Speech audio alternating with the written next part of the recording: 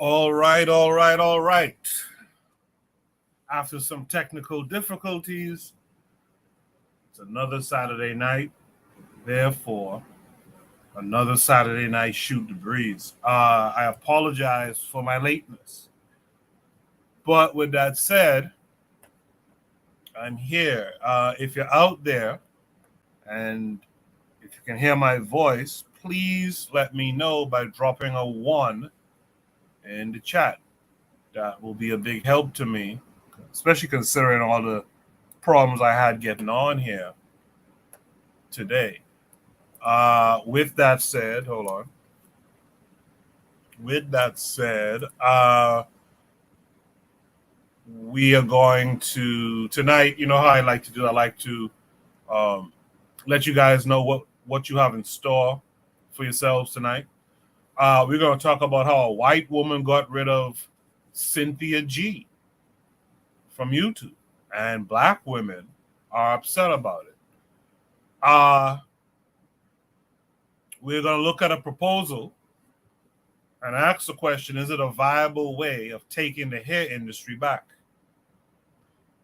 We're going to read a passage from the Baha'i faith about black people being mad at something that the Baha'i faith says, that the black man should be grateful to the white man. Spoiler.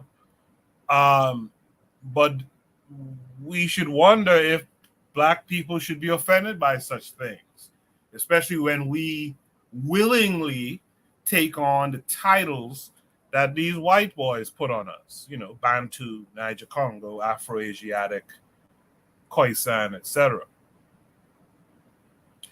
We're going to talk about one Miss Collins, something she did back in the day, but today it seems like we're not able to open schools in our own community. So I'm guessing she opened a school back in the day. We're going to talk about African spiritual systems. We're going to talk about African spiritual systems and how would you characterize different spiritual systems that you know. All of these will have a attachment of some sort. All of these, no, not all, but most of them will have a video that we will sit down and watch. If you're a follower of Neferkare, Dessalines, we're going to use one of his videos again tonight. Tag him in a post and let him know to come through. Same thing with Camgiverse and all others like that. Real Black Gentleman is out there. He gave me a 1, so I know I'm being heard. I appreciate that, RBG. Thanks for coming through. Hopefully you'll join the panel tonight. Okay, with all of that said, I am going to officially start the show. And on the other side, I will drop Shoot the Breeze topic number 1 tonight. So you guys do stay tuned.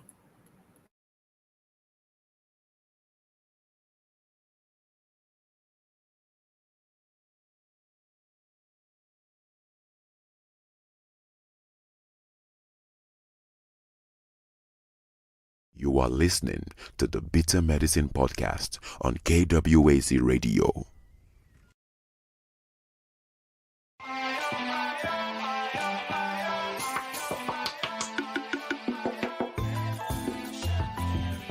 Welcome to the Bitter Medicine Podcast, where it's all about Black empowerment. Our show focuses on Black news and entertainment, arts, science, economics, history, people, and strategies that uplift, empower, and motivate Africans within the diaspora. And now, your host, whose favorite color is black, Goku.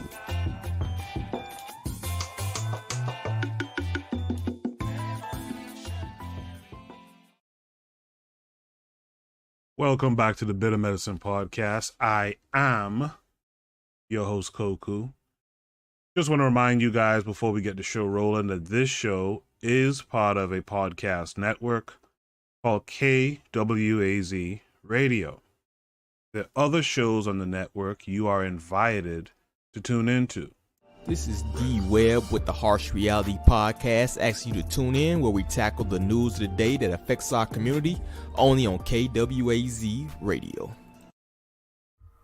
Peace, family. This is Oni, inviting you to listen to the Pro-Black Perspective, where black problems are addressed with black solutions. Greetings, fam. Tune in to The Learning Curve with me, the revolutionary matron on KWAZ Radio. You are listening to the Bitter Medicine Podcast on KWAZ Radio. You know, I keep forgetting to play the longer spot, but make sure you tune into Brother Bakari's podcast. Make sure you tune in to Consider Cheek Show. Or Realm in the Bush, and make sure you tune into the Forecast Radio. We still haven't heard anything recently from Tan and them, so hit them up if you feel to see what's going on. Shout out to the matron as well. Let me welcome in my first panelist tonight, Bwana Hagaziki. How are you this week? I'm good, brother. How are you? I'm hanging in there. I'm good. Thanks for coming through. Yeah, man. Look like Tandem cut us off, man. Don't worry about that, man. We love them anyways. All love. Bwana, thanks for coming through. If anyone else wants to come through, of course, the link is pinned to the top of the chat, as well as other links you should check out, like Shoot the Breeze clips, etc. Shout out to D Webb from the Harsh Reality Podcast. He's out there in the chat. Without further ado, I guess, shout out to Kyle Hezekiah too. Black Steel. I haven't seen him. Black Steel. Yeah. I forgot. My bad. I haven't seen him in a minute since he was sick. I think he was in the chat for a bit last week. But shout out to him. Hopefully he's well. Let's just get right into it. It's me and Bwana. We will do it. Should be topic number 1 tonight. How a white woman got rid of black male genocide advocate Cynthia G, and black women are upset about it. This comes with a link, and that link is going to take us to YouTube. Another Nefakari Dessalines video. Like I say, tag that brother, invite him to come through and chop it up with us. We're going to watch the video, and then we'll discuss it. Yeah, we back. Now, brothers, man, they're going to be mad about this one. But let's talk about it. Let's talk about the reason why Cynthia G got her channel terminated by YouTube and why she'll most likely never be back on the platform ever again. And I guarantee it's something that you would not expect. Now, before we get into the main event, let's take a look at some of the reactions on social media. This person said they aborted her channels. Ha, man, that's crazy. This person said YouTube divested and aborted her channels and nothing of value was lost. This person said some white woman posted an article about her video talking about the abortion of fill in the blank. Take a look up on the screen, as you can see. And I think YouTube scrambled to abort her channel after doing nothing about it for so long. Now, we're going to discuss that later on in the video. And to be honest, this is a crazy plot twist in the events. And it reminds me a while back, I forget when, I dropped a video. Take a look up on the screen. It was about 3 months ago. The video was entitled, Pro-Black Divester Gets Exposed by a White Woman. And in that video, for those who've been following me for a very long time, it was funny because this black woman had went viral, right? This lady had went viral. She was a black girl. She had a white boyfriend, right? And then she went viral because she was on TikTok. She was on social media, talking down on white folks, the fake pro-blacks, always, talking about the white man. Meanwhile, they dating the white man. They sleeping with the white man. They chasing after the white man. But they talking about, the white man this and the white man that and the white man this. So this white woman who had a Twitter account with over 2 million followers decided to expose her as the fake pro-black divester that she was. And it went viral all over social media. And that video got 13,000 views. And this situation with Cynthia G is kind of similar, but it's not really the same, but it's kind of similar. And we're going to explain that in today's video. Now, take a look up on the screen. Brothers, you are looking at the woman who is responsible for eliminating Cynthia G from social media, right? A lady by the name of Ashley Bellinger, senior policy reporter at arstechnica.com. Back on the 11th of October, she wrote this article. A YouTube channel calling for aborting black pregnancies has been temporarily restricted by YouTube. YouTube has removed one video calling for black abortions, but it left others up. At the top, it says, profiting off racism. Now, I'm just going to give the disclaimer. I don't want any Cynthia G fans coming into my comment section talking about black men got to have racial solidarity, black men standing with the white women. Listen, all y'all Cynthia G supporters, y'all be sleeping with the white man. Y'all be laying down on your knees. Y'all be getting down on your knees for the white man. Y'all be bending over for the white man. So don't try to lecture black men what they doing with the white women. I ain't trying to hear it. But let's get into this article written by Ashley Bellinger. Let's get into it. YouTube has removed one video and stopped monetizing YouTuber Cynthia G's channel after finding that the account has repeatedly violated YouTube's policy by posting videos over the past 2 years that accumulated tens of thousands of views calling for black abortions. The decision came after an ARS reader asked ARS to investigate why these videos do not violate YouTube's community guidelines. The video that YouTube removed was titled, "If aborting black males is not the solution, then what is?" It was posted in November 2021, and as of last week, it still qualified for ad monetization. In the video, Cynthia G said that a lot of people considered the solution to be something horrible that is genocidal and provided a racist justification, saying that the only way to counter black male violence is to eliminate black men. YouTube did not remove other videos flagged by ARS on the same topic. One video titled, "Do Black Women Benefit from Birthing Black Males?" directs hate at black male children because they turn into black male adults, which equals the enemy of black women, and advocates for black women to abort male fetuses because if we don't give birth to them, then they no longer exist. Another video titled, "Should we continue to give birth to them?" similarly suggests the best path to eliminate black men is for black women to eliminate them through their wombs. According to YouTube, the removed video violated the platform's hate speech policy, which prohibits content that promotes violence or hatred against individuals based on protected attributes, including claims that groups or individuals are mentally inferior based on attributes such as race. YouTube did not clarify why the videos that remain online do not violate the community guidelines. Instead, it provided ARS with a statement. "We issued a strike to the channel for Cynthia G for violating our hate speech policy and suspended monetization on this channel following repeated violations of our YouTube partner program policies." Because the channel was issued a strike, it has been prevented from uploading videos for 1 week. YouTube said that any attempt to upload videos or to alternate channels will result in the termination of Cynthia G's channel. Round of applause. Baby, make that ass clap. Let's continue. Anyways, y'all can go check the rest of the article out. You know, go check it out. Yeah, it was actually because a lot of women came into my comment section, right, on the videos I did about Cynthia G, making it seem like black men were the reason why she got terminated. Nah, black men had a pretty much laissez-faire policy. Black men had a policy of, we just gonna ignore it. At least that was my policy anyway. I was like, man, like Cynthia G and her cohort of females, they're not really a factor in real life. Like I told you, the reason why they have such an intimate, in-depth scientific knowledge about the bottom of the barrel black man is because that's the only man they qualify for. They don't qualify for the high-achieving, high-flying black man. They don't run in the same circles as the top tier, top of the class black man. The only man they come in contact with is the black man standing on the corner, smoking a cigarette, smoking a Black and Mild, you know what I mean? Smoking some beer from last night, you know, like smoking an old blunt that he put out 2 days ago. That's the only black man that they qualify for, man. They don't qualify for the high-achieving, high-flying black man. Also, you got to understand, a lot of these women come from backgrounds of trauma, backgrounds of hardship. They didn't grow up under the guidance, under the love, under the structure of a black man that loved them and cared about them and gave them everything they ever wanted. They didn't have that. A lot of these women in her comment section, in her audience, in her fan base, they come from families of failure. They come from bloodlines of failure. They come from lineages of failure that never accomplished anything of importance, anything of significance. Their father was a bum. Their grandfather was a bum. Their baby daddy was a bum. Their brother is a bum. I remember earlier today, this lady jumped into my comment section in the last video I dropped on Cynthia G this morning, and she was like, "Oh, y'all talking about Cynthia G, but you black men still gonna be in the penitentiary and things like that."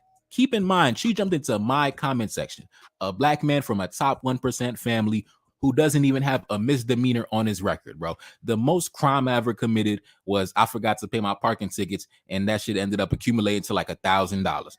That's the most I got on my record, man. But she come into my comment section talking about you still gonna be in the penitentiary, things like that. That's because that is the environment that they come from. They're projecting their lineages of failure onto all black men. They're projecting their father, who was a failure, onto all black men. They're projecting their baby daddy, who was a failure, onto all black men. And it's a sad reality, but you know, it is what it is, man. Now, in terms of how I feel about Cynthia G getting her channel knocked off, I mean, she should have diversified her revenue streams, man. She should have diversified her income a long time ago. And to be honest, what is the end game? What is the end game of her brand, right? Like, what is the end game really? Like, when I say end game, I'm talking about when you're 79 years old, 82 years old. Like, what is like the end goal look like? Like, are you gonna pass down? Are you gonna pass down the YouTube channel to your kids, to your offspring? Is that gonna be like the family legacy? My YouTube channel, like, what is gonna be the what is the end game really, right? What is the end game? Because I mean, you really thought you was gonna get rich talking how you was talking for that long? Come on, man. Stop it, man. Stop it. You know, it was good while it lasted, though. $15,000 a month approximately. It was good while it lasted. But like I said in my last video, Cynthia G, you're not an integral part of society, right? You got your channel knocked off and nothing of value was lost. Nothing of value was lost. The world kept spinning. The world kept moving. You're not really a big factor or contributor to society in any real way. They talking about Cynthia G was making $15,000. Man, I just seen a check from Medicaid, right? I just seen a check from Medicaid that is equivalent to about 9 months worth of Cynthia G's YouTube channel revenue in 2 weeks worth of prescriptions being filled. In 2 weeks, Medicaid sent, listen, I ain't even gonna say what Medicaid sent in the mail. Medicaid sent 9 months worth of Cynthia G YouTube revenue in the mail. All right. So listen, Cynthia G, baby, like, sit down, baby girl. Just sit down, man. Sit down. And like I said in the beginning of the video, I don't want to hear anything about racial solidarity, none of that nonsense. Okay. Black men have no obligation to be in racial solidarity with divestors, swirlers, women who listen to Cynthia G. There is no solidarity between you and black men. Okay. So listen, I even told black men, if you got to choose between a swirler, a divestor, a black woman that dates outside her race, between her and a white woman, I told black men, man, choose the white woman, bro. Choose the white woman. You might as well choose the white woman. If you're going to choose a swirler or a divestor versus a white woman, I told black men, choose the white woman, bro. Choose the white woman, man. It makes more logical sense. I already told y'all my preferences. At number one, the black woman is number one, but the intelligent black woman is number one. The intelligent black woman is number one. But the swirler, the divestor, she's at the bottom of the list, bro. She's at the bottom of the list, bro. My list goes like this: intelligent black woman, and everybody else, right? Everybody else after that. And then the swirler and the divestor is at the bottom of the list, bro. It's at the bottom of the list. And I'd rather be alone before I choose a goddamn divestor or a swirler or anything in between. I even got a whole playlist full of damn near 50 videos. Take a look up on the screen entitled Black Men Should Stay Away from Swirlers and Divestors. Man, I'm serious about that. Go check that out. Classic playlist full of classic videos. But anyways, man, this video is not going to be too long. Brothers, I know they're going to come into the comment section and try to talk down, oh, the black man standing with the white woman. Listen, these the same women that be sleeping with the white man. Don't let them try to lecture you about, oh, the black man standing with the white woman. These the same women that be sleeping with white dudes. Anyways, man, it's your boy Neferkari, that's Celine, back in the building. Yes, indeed. Cash App up on the screen. And I'm gone. Peace. Reincarnated, I'm back in original fashion. I left on a horse and That's an interesting conclusion he kind of came to. I'm not going there. I personally believe the divestors and whatnot need to be sent into the forbidden forest. But I ain't gonna sit here and say I'll take a white woman before I go deal with one of them. I'd rather be alone before I go deal with one of them, to be honest. But or to go take a white woman instead. But I get his idea. We gotta, you see, when people traitorous to the race, men and women, you got to get them up out of here. And I don't believe in this. These mature adults can be redeemed. You know better, man. We've gone through this. It's like It's like a white person wearing blackface during Halloween. Dude, you knew better. You know what I mean? So this idea that these folks don't know no better, me personally, I don't believe in it. There's something innate within you that's supposed to stop you from doing certain things.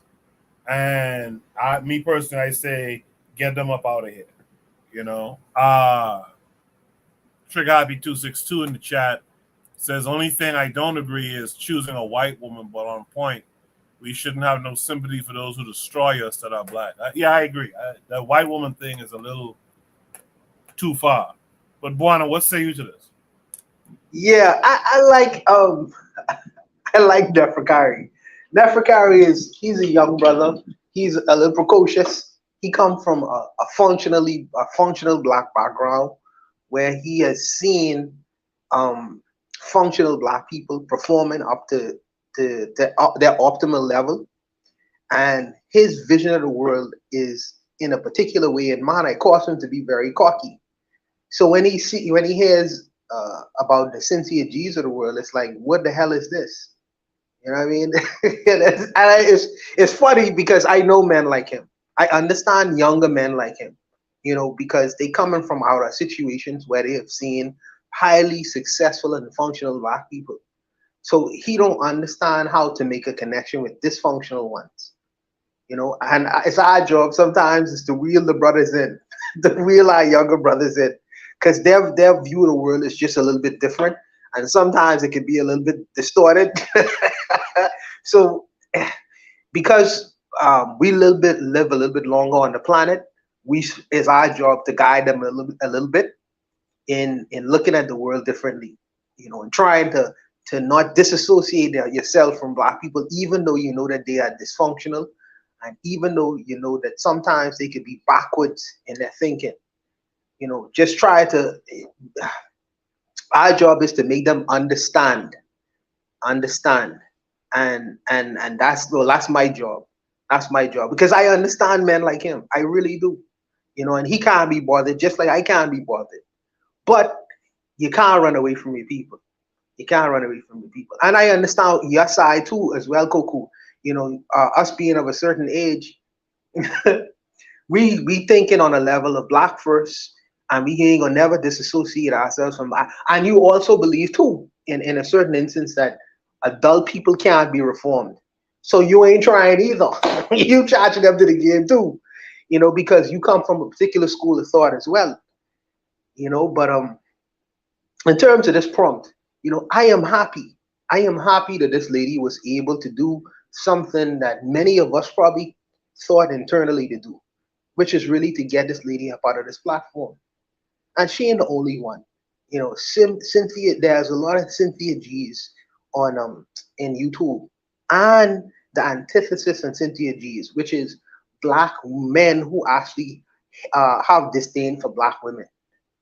You know, they must be deplatformed as well. They must be deplatformed as well, because we don't have no space for both of these kinds of characters. Unfortunately, these characters exist. So what do? I say last week that Pan-Africanism is going to have a challenge in the future, a challenge that we have not yet come to terms with and really seriously addressed, which is that there are black people who have the skin complexion of blackness, wear the visage of blackness, but they are complete white supremacists. And they find themselves in our communities, and they are really doing things that are very detrimental to our communities. And then on the other side of that, you have white women who advocate for the removal of such kinds of people on public platforms. They say they shouldn't have a space to even exist. Now, if I'm looking at it from a distance and looking at that scenario, I am saying that she is advocating on my behalf, because she is advocating for, you can't have black people who are advocating for the abortion of black male babies. And she is standing up against that. She is doing the work that, really, she's doing my work. So I can support what she's doing. I can support what the white woman is doing. I can't support what the black woman is doing. So this is going to become the challenge in the future, because I don't know. You have a lot of people like these that exist within our communities, Koku. What do you do? What do you do? You know, but I'll leave it there, brother. Yeah, that's a great question you just asked. What do you do? And by the way, if we're being super honest, you know, that's how we get sabotaged too. When we have these detractors of our own complexion, and then here comes the white savior, who, quote unquote, white savior, in this case, a white woman, who comes along and gets this black woman up out of there, Cynthia G, up out of there, then what does that do to your people? You know, that's a dangerous thing too. What does that do to your people? Does that now, you know, shift your people's faith into, you know, towards these other people because they stepped up, they spoke up for us? And I think there's a lot of that happens. This guy in the U.S., Bernie Sanders, is one of those guys who stays relevant because he can say he marched with MLK. You know, so that's, I mean, you're absolutely correct. This is a part of the game that we have to be very cautious of. You know, I say personally, I don't care for the white woman in this, and I don't care for Cynthia G in this.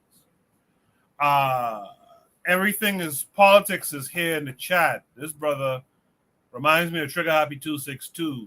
He listens to Shoot the Breeze, and he drops like very, very detailed comments afterwards. I appreciate him finally catching the live. One time he says, "Hey folks, catching the live for the first time, just touching briefly. We'll rewatch later." In reference to Cynthia G, it's worth mentioning the black men that were bashing black women prior to the rise of CG. Absolutely. I mean, but at the same time, I think the guys like Tommy Sotomayor, I think they're a foregone conclusion. We don't even acknowledge those people no more. You know, he says both sexes have been messing up and funded by nefarious forces. Trigger Happy 262 says Pan-Africanism must answer the question of what is the glue, or what is the orientation, what is the identity of an African. That solves this, and we can differentiate between Africans who are lost.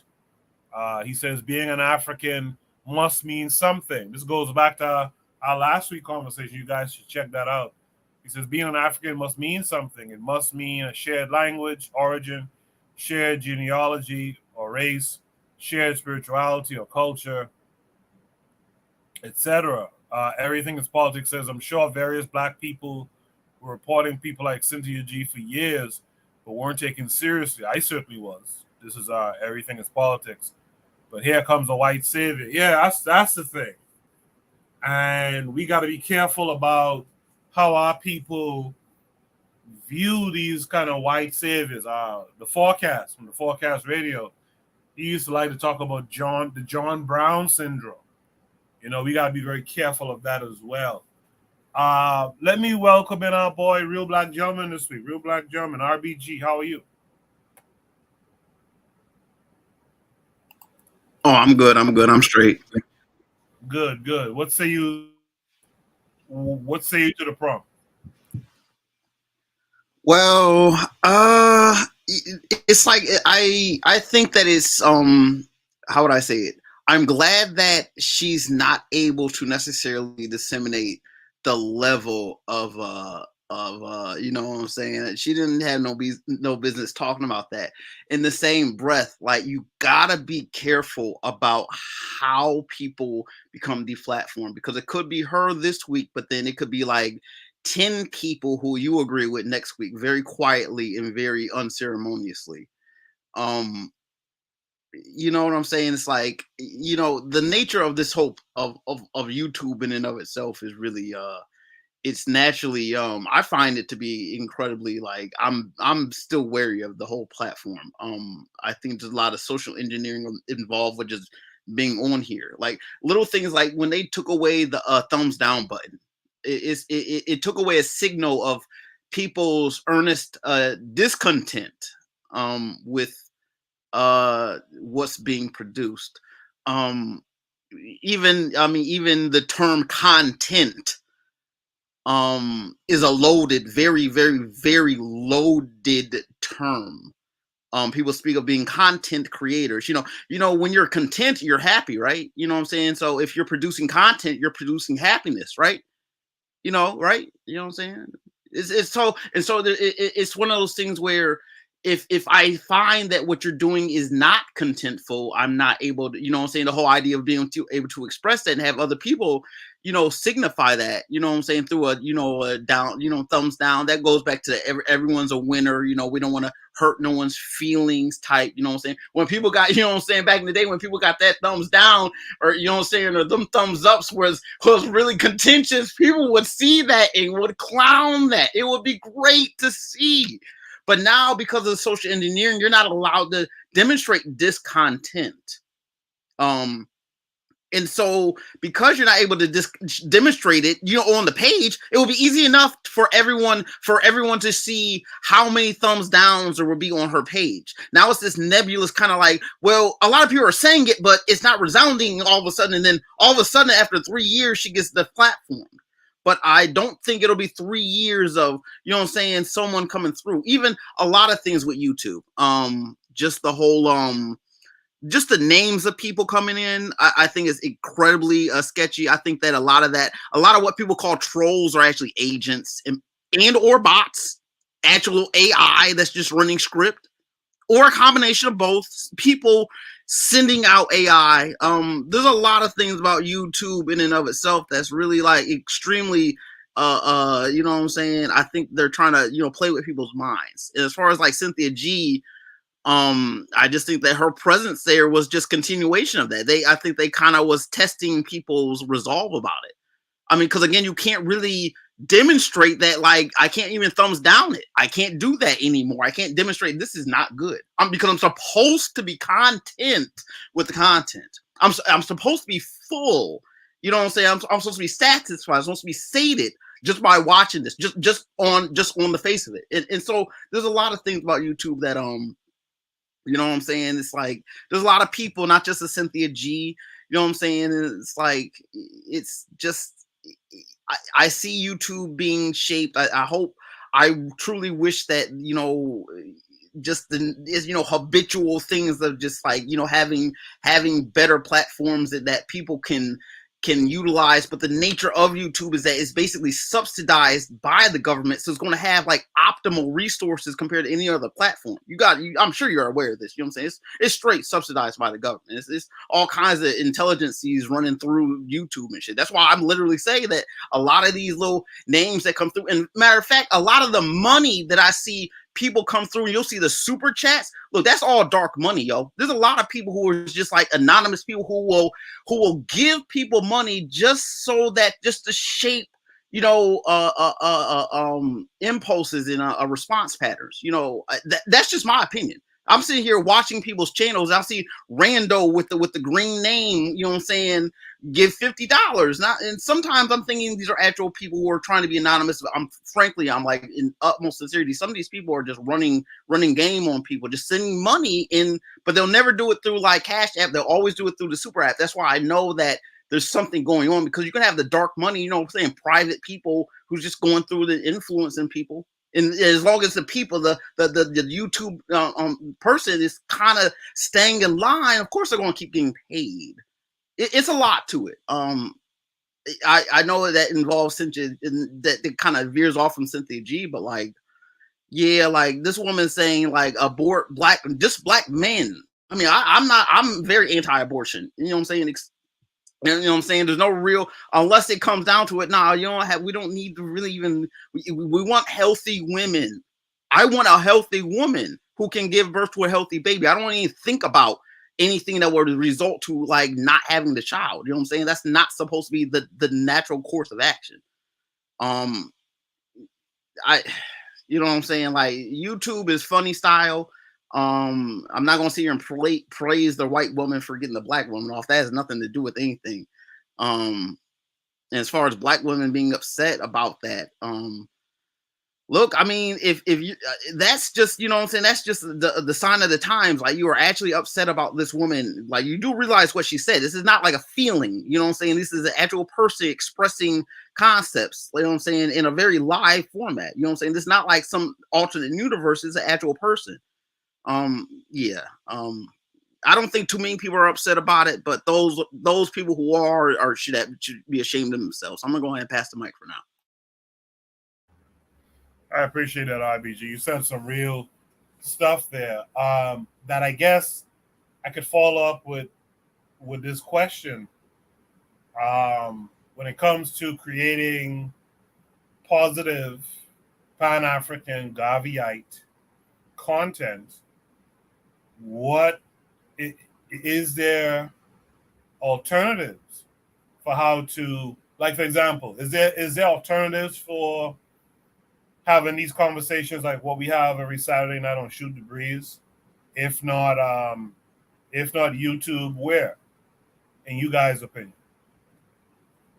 Well, I mean, my thing is, like, I don't think that until like YouTube gets really gully and starts just like blanking out people's channels, like, you know, very surreptitiously, like in the various corners of black spaces, like kind of like just winking them out, like very, very unaffiliated, just slowly kind of taking away from the edges. You know what I'm saying? If people could catch on to that, I mean, YouTube is YouTube. I mean, it is what it is. It's the dominant platform, and I mean, it is designed that way. If someone else has a platform, they're going to make YouTube a little bit better.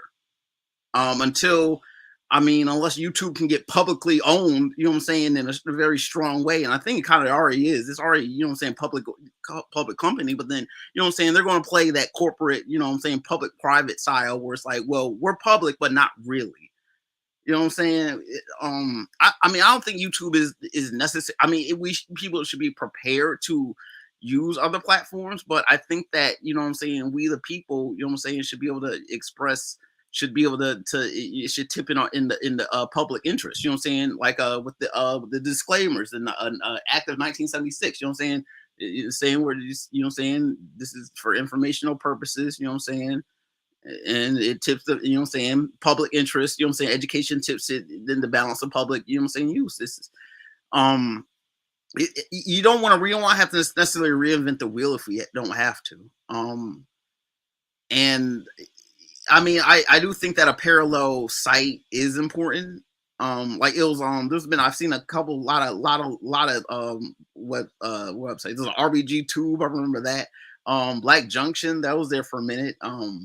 All kinds of sites that we, you know, black people have tried, and then, you know what I'm saying, the funny style happens, and all of a sudden it gets stopped. Black Avenger, you know what I'm saying, dude cut up, and then, you know what I'm saying, all of a sudden the website's down. It's not black people's fault, you know what I'm saying. Black people get caught up in unfortunate circumstances by another person in specific, and it's like all of black people suffer. That's the moral to the story of this one's like, I don't want to abandon YouTube, but I'm just saying black people need to be a little bit more aware to uncover some of this funny style business that runs through. Because I mean, I'm really convinced that there's some really nefarious actors that run through various YouTube pages. They probably stalking people, all the whole 9 yards, just to interfere with, and just to, you know what I'm saying, just to not make it a natural environment where it's just actual people involved. You know what I'm saying? Well, I could say that I am old enough to know that one-on-one contact, one-on-one personal engagement, human interaction is a good thing. It's the best form, the highest form of people exchanging ideas and learning from the ideas in which they exchange. I'm old enough to come from that background, but I know that I live in an age where we have been taken from that personal interaction to an electronic one, where people go online now to exchange like personal ideas and opinions about the world. And to a degree, that anonymity is a kind of a good thing, but it also could be a bad thing. The anonymity that we have on the internet is a good thing because people actually say what they actually feeling, their true sentiments, because they can hide behind the ideas of anonymity in one instance. But in another instance, some ideas should not necessarily be within the marketplace. One of the ideas is the promotion of the promotion of the abortion of Black male children. That idea should not be present in any marketplace. That's a dangerous idea to be put out there. And it's unfortunate that that idea is coming from a woman who looked just like me. And she is not necessarily doing, I don't think that she is necessarily doing it because she is sincere about the ideas of it, but I think that she was solely doing that for profit. And people can say, well, you're a capitalist, so you should really love that kind of thing.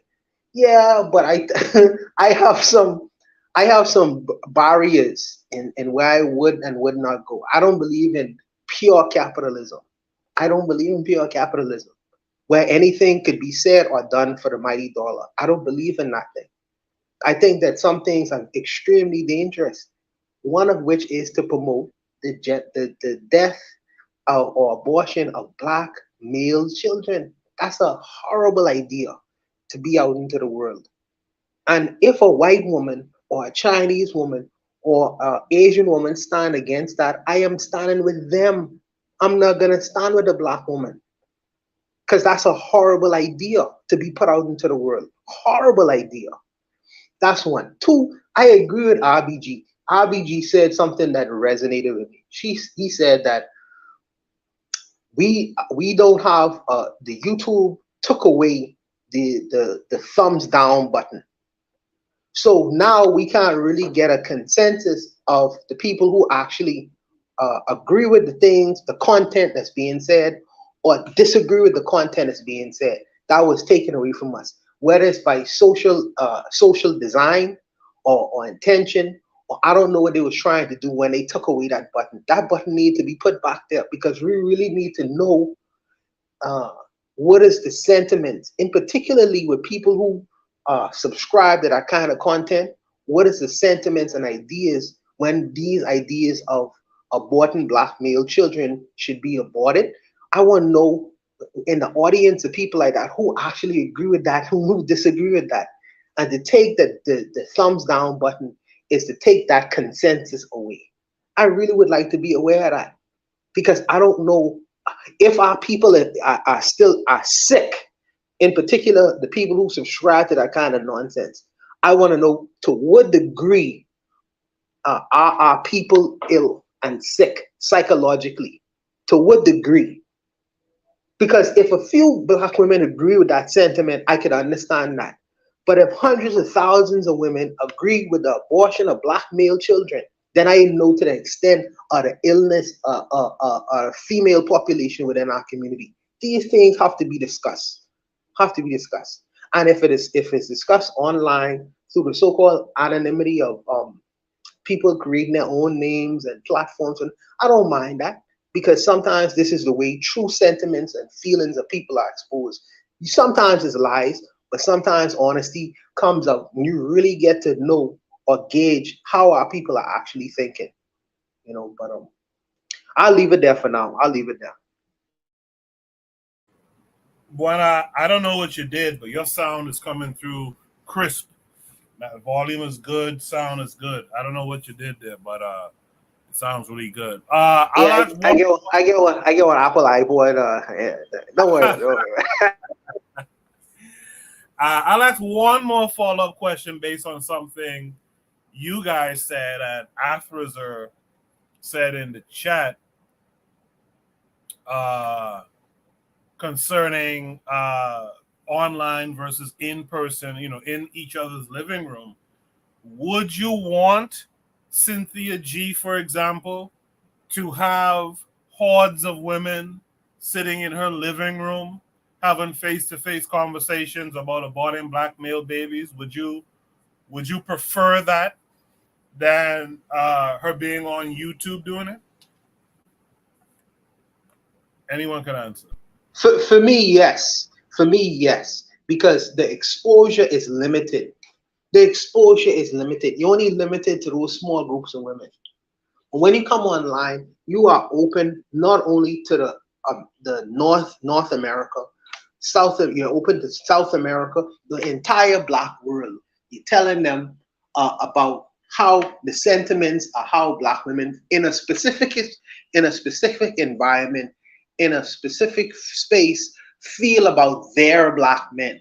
Even though you're using the generic term Black men, this, Black men, you're really referring to North American Black men. You're not referring to Caribbean Black men or Black men from Africa. You are referring to the people the Black men who you have interaction with. You know what I mean? So that conversation should be limited if it's a face-to-face kind of conversation. Not only that, you are exposing the world, you're exposing the world, even including your enemies or your competitors, about how you truly feel about your counterpart, your partner, your life's partner. You exposing the world to that.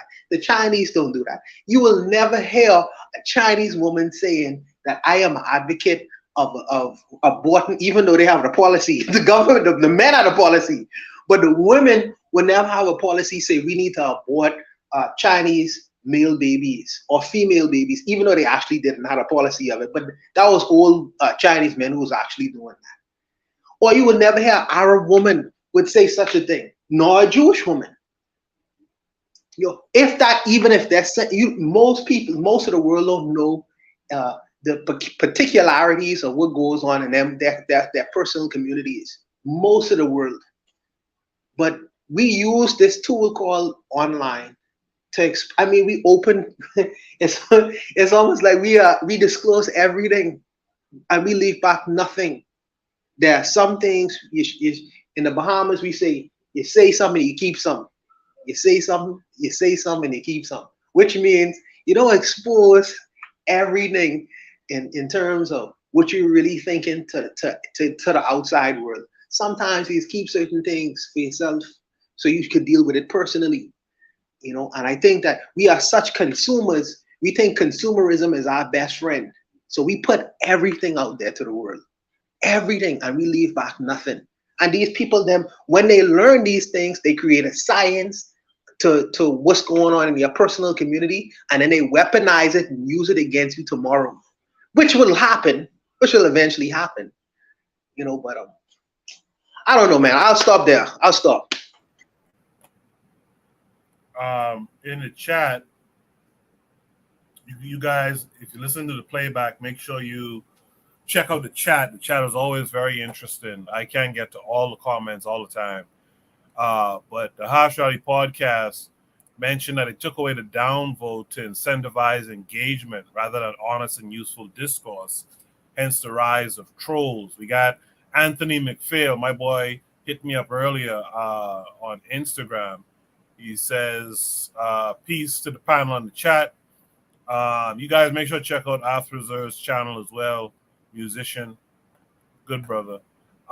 Everything, as politics says, the collective are clearly in agony, hence all these vitriol. It's a cry for help. A mental health journal. My question is, how can we remedy these issues? It's spilling offline for all to see. That's the thing. I hope that conversations like what we have here would spill offline. You see, I think we prioritize wrong. And so there's people who wouldn't be here, who wouldn't be able to spill these conversations offline, who should be here. I think that's a part of the issue. And then the other part of the issue, I'll be honest with you, I was checking this out this week, man. The so-called conscious community is just corrupt at this point, man. Just rife with bullshitters, grifters, thieves, scammers, and the like, and degenerates, and that's another problem that we have, but that stuff is popular to the masses of our people. That's the wild stuff. Arthur says, I've never heard of this woman before today. A knowledge of her doesn't in any way advance our cause. You've never heard of Cynthia G. That's interesting. Have you heard of Tommy Sotomayor? To me, they were pretty much similar. Everything is politics, says 100 a few times, corrupt as fuck. You know, if there's no last words here, let's go to Shoot the Breeze topic number 9 tonight. I want to shout out everyone who's out in the chat tonight. Everything is politics. Thanks for catching us live. Anthony McPhail, thanks for coming through. Afros, I haven't seen you here in a while. Thanks for passing through today. You know, I appreciate all of you guys. If any one of you, KW Don 7, Trigger Happy 262, of course. If any one of you wants to join the panel, the link is pinned to the top of the chat. Just click it, and you're in there. Should Breeze topic number 2 says, what do y'all think of this proposal? A viable way of taking the hair industry back? Question mark. This came with a link that takes us to Twitter. On Twitter, KWAZ Legiz, I hope I'm pronouncing that correctly. He says, if every black person, this is a tweet, he says, if every black person agreed to grow locks, dreadlocks, and made it a standard, if not primary, method of hairstyling and or maintenance, not only would we curtail rival groups by making over $3 billion of their annual profits suddenly disappear, but we would boost our own hair beauty industry and provide ourselves with thousands of jobs. Retweet if you love black people. And he says, this is coming from a bald guy, by the way. I'm going to retweet because I love black people. So let me just retweet that, and I'll retweet the original post as well. But that's an interesting thing. That figure that he put out there is interesting. Is that the actual figure? Is this hair industry, is our portion in this hair industry worth over $3 billion annually?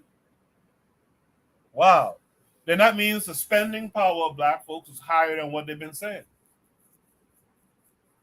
If that's what they're making off of us annually, that means the spending power of black folks in the States is higher than what they've been saying.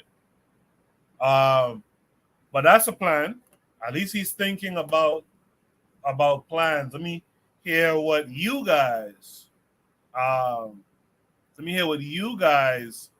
have to say about it. So you guys in the chat, drop your comments. I'll read as many of them as I can during the live stream. So just drop your comments. NYC Sports Archive says, good evening. Peace to you. Thanks for coming through. Athrazar says, love to you guys. I'm diminishing my online presence. Just putting my music out on YouTube and working on things offline. Love and respect to all of you. Thanks for all you've done to educate me. I appreciate you too. You guys, again, check out and subscribe to Athrazar's YouTube channel. Again, Shoot the Breeze topic number 2 is, what do y'all think of this proposal? A viable way of taking the hair industry back? Question mark. Real Black Gentleman, do you think this will work? What do you think about it? I mean, I think it's a start. Yeah, anything that gets away from the straighteners and the relaxers. I mean, the whole, like, even with the men back in the, you know what I'm saying, the days with the conks, you know, the Jerry curl, all that. You know what I'm saying? Like, yeah, like, I mean, keep a clean fro. You don't have to be too big. You know what I'm saying? Little locks, tighten them up. You know what I'm saying? Snip them up as you need to be. Keep it washed up. Low maintenance. I mean, you don't put the maintenance on. Have some people, you know what I'm saying, tighten it up. You know what I'm saying? Give you you can tighten you up. I mean, barbers, you know what I'm saying? Like, yeah, I mean, it is clearly better than you know what I'm saying, buying fake hair or buying other people's hair.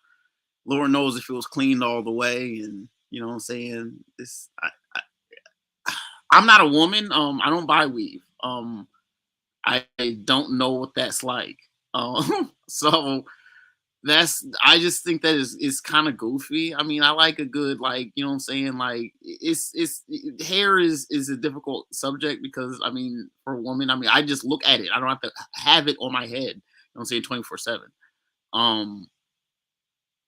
I think that anything that would encourage more, an indigenous look or classic look for that is not necessarily like anything that anyone else can do, because I mean, black people's hair is different, so we should be able to do different stuff with it. And anything that we can do that makes our hair look a little bit different, I'd go for. The whole blonde thing, although I have seen like blonde and like redheaded mummies for real, so I know that our people did, you know what I'm saying, color our hair. Some of our people still do.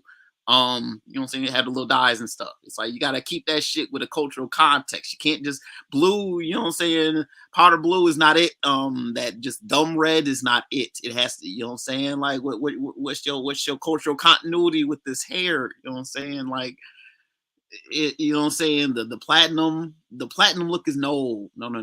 I understand gray hair is, you know what I'm saying, gray hair is as people get older, people have graying hair, but it's not all platinum. It's not platinum blonde.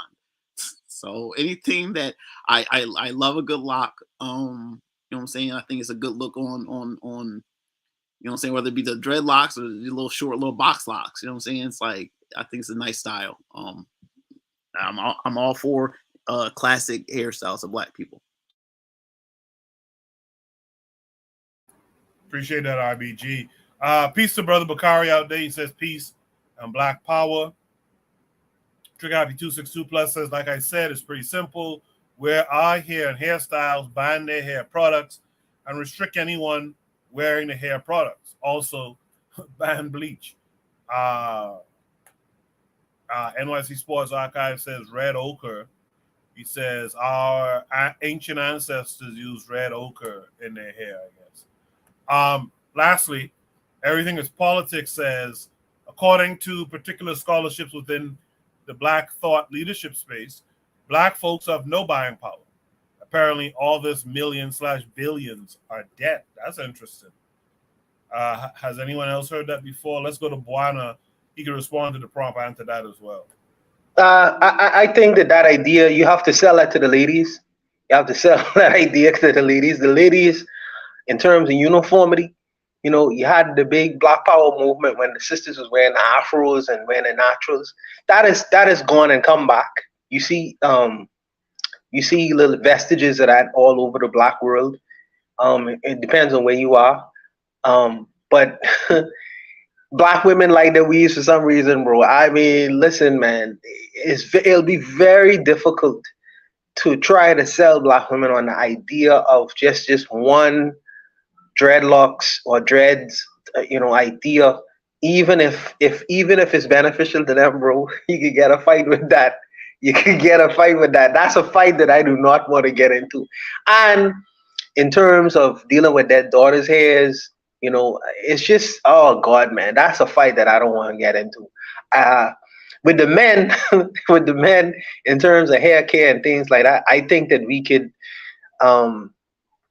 do more in terms of the engineering side of the clippers and how clippers are made. Right now, some of the best clippers in the world, you know, you just sell. I don't know if we have industries like that to create clippers and things like that, to design them in a specific way that will cut Black hair better. But there's always improvements being done every day on how clippers are being made. Back in the day, there's an old form of how clippers is made. Now it's new forms of how clippers are actually being made as cutting the hair better. You know, because we usually wear the natural. We usually wear that. Now they wear man units, which is a whole other thing. But I think that we could do more in terms of the engineering of the clippers and how that's made and presented. We could also do certain things on the hair brushes. These are things that we use on a daily basis. You know, in terms of the bristles, you know, what is the best kind of bristle for Black hair in particular? So you have to make a brush that has bristles that is actually very good for Black hair. You know, so all these things I think that we could do very well and as far as barbering and that field of endeavor. But as far as hair itself and women, oh gosh, man, that's a fight that I do not want to get into. In terms of what the last prompt, in terms of debt and our buying power, there's a lot of truth to that on both ends. You know, our consumer power is very strong all over globally. You know, in terms of what we buy Jordans. Jordans ain't a debt, bro. You know, we buy Jordans every year. Every year the Jordans come out, we spend into the hundreds of millions of dollars buying Jordans. That's not necessarily debt. That's expendable income. That's expendable income. What do you call it? I forget the kind of English call it. But we spend into the millions of dollars in using that. But we do have a whole lot of debt as well. So there's a truth to what you're saying, but it's not the complete side of the story. So I agree with that, not completely. But I'll just leave it there though. I'll leave it there for now. Ron Bakari in the chat says he constantly is getting commercials during the live. I think that's on me, Bakari. I forgot about those complaints because these complaints came a couple weeks ago because of YouTube's monetization thing. I have to go in there and unclick that. So I'm getting these ads because that's a part of being monetized type thing. So I'll go in and undo that after this episode. Hopefully I can remember. Go ahead. Yeah, go quickly. Trigger happy say you must ban it and enforce it. You know who did that? You know who did that, Trigger happy? Idi Amin. When Idi Amin was in office, he banned wigs. He banned certain things, but he had the ability to do it because he was the ultimate authority. He wasn't living in a democratic society where you go to vote every 4 years and they can elect and re-elect. In this country, I wish he could ban it, but the politician who decides to ban the import of wigs, the import of bleaching creams, the import of perms, I promise you, the next electoral year, he will not be reelected because the majority of your voting base is females. So you gotta sell them on the idea of wearing their natural hair first, bro. That's a fight I won't go. I will go into that fight. That's a war I don't want to wage, brother. I could try to wage the war I won't win. That kind of war, I don't want to get in that kind of war, brother. In the chat, it was said by Trigger Happy 262 that Jared Ball pushes the idea of black people not having buying power. He hasn't read his book yet. To that, KW Don 7 said Jared Ball is a biracial with Marxist socialist leanings. I don't think I'm familiar with Jared Ball. NYC Sports Archive says YouTube now stops ad blockers. Okay, that could be a part of the problem too then. Everything is politics, says to KW Don 7. Jared Ball lost his shit when everything is politics, called Jared Ball biracial. He hates that shit, yet so. Bakari said he just got 6, 7, and 8. I apologize. I'll see what I can do on my end. But I believe that's a part of the monetization. And according to NYC Sports Archives, YouTube is blocking the ad blockers now. I didn't realize that. Trigger Happy 262 says, if Idi Amin did that, Idi Amin needs to be studied. Not perfect, but some ideas should be emulated. Also, I don't believe in Western democracy. That's why I say ban it. We shouldn't deal with election. That's to Buana and his retort concerning Idi. When Buana mentioned Idi Amin banned things like that in his time. Is there any other thoughts on this prompt? All right. Let me just add this real quick. There's this sister. Her name is Zili Kaza, I think. Zili Kaza wa Afrika. She's been sharing a lot of posts recently. You guys, if you're on Twitter, follow her. She's been sharing these posts called Hear Me Out. Wear your crown with pride and let your queendom reign. Hashtag Afro Nation. And I just wanted to share this sister here. Just want to share that sister there who out here rocking her, or seemingly her natural hair. That's cool stuff. There was some other posts here too with some other heavily melanated sisters. I think it might be the same sister who was walking earlier, just looking wonderful. Thought I'll share that. You fellas don't say I ain't never give you nothing. I wanted to share this sister here too. A couple of sisters who she's talking about during this thread of posts. That's not bad at all. That's not bad at all. Not at all. Brethren of culture, we meet again. Huh? So hear me out. Is this little thread she's been running? I fully appreciate what she's putting out here. You know, fully appreciate it, and I hope you guys appreciate it too as well. Yes, sir. So I just wanted to share that. In the chat, Brother Bakari says, buying is not power. If you're spending with another people, ain't that the truth? Even the buying power, when people talk about that stuff, I'm like, but yeah, what's the power in giving your money to someone else? You know? Anyway, like I said, since there's no further thoughts on that prompt, let me go ahead and grab Shoot the Breeze topic number 3 tonight. Shoot the Breeze topic number 3 says, this is hold on. This is them long ones again. Let me see if I could fix it up. Shoot the Breeze topic number 3 says, reading this from the Baha'i faith would make Hegel proud.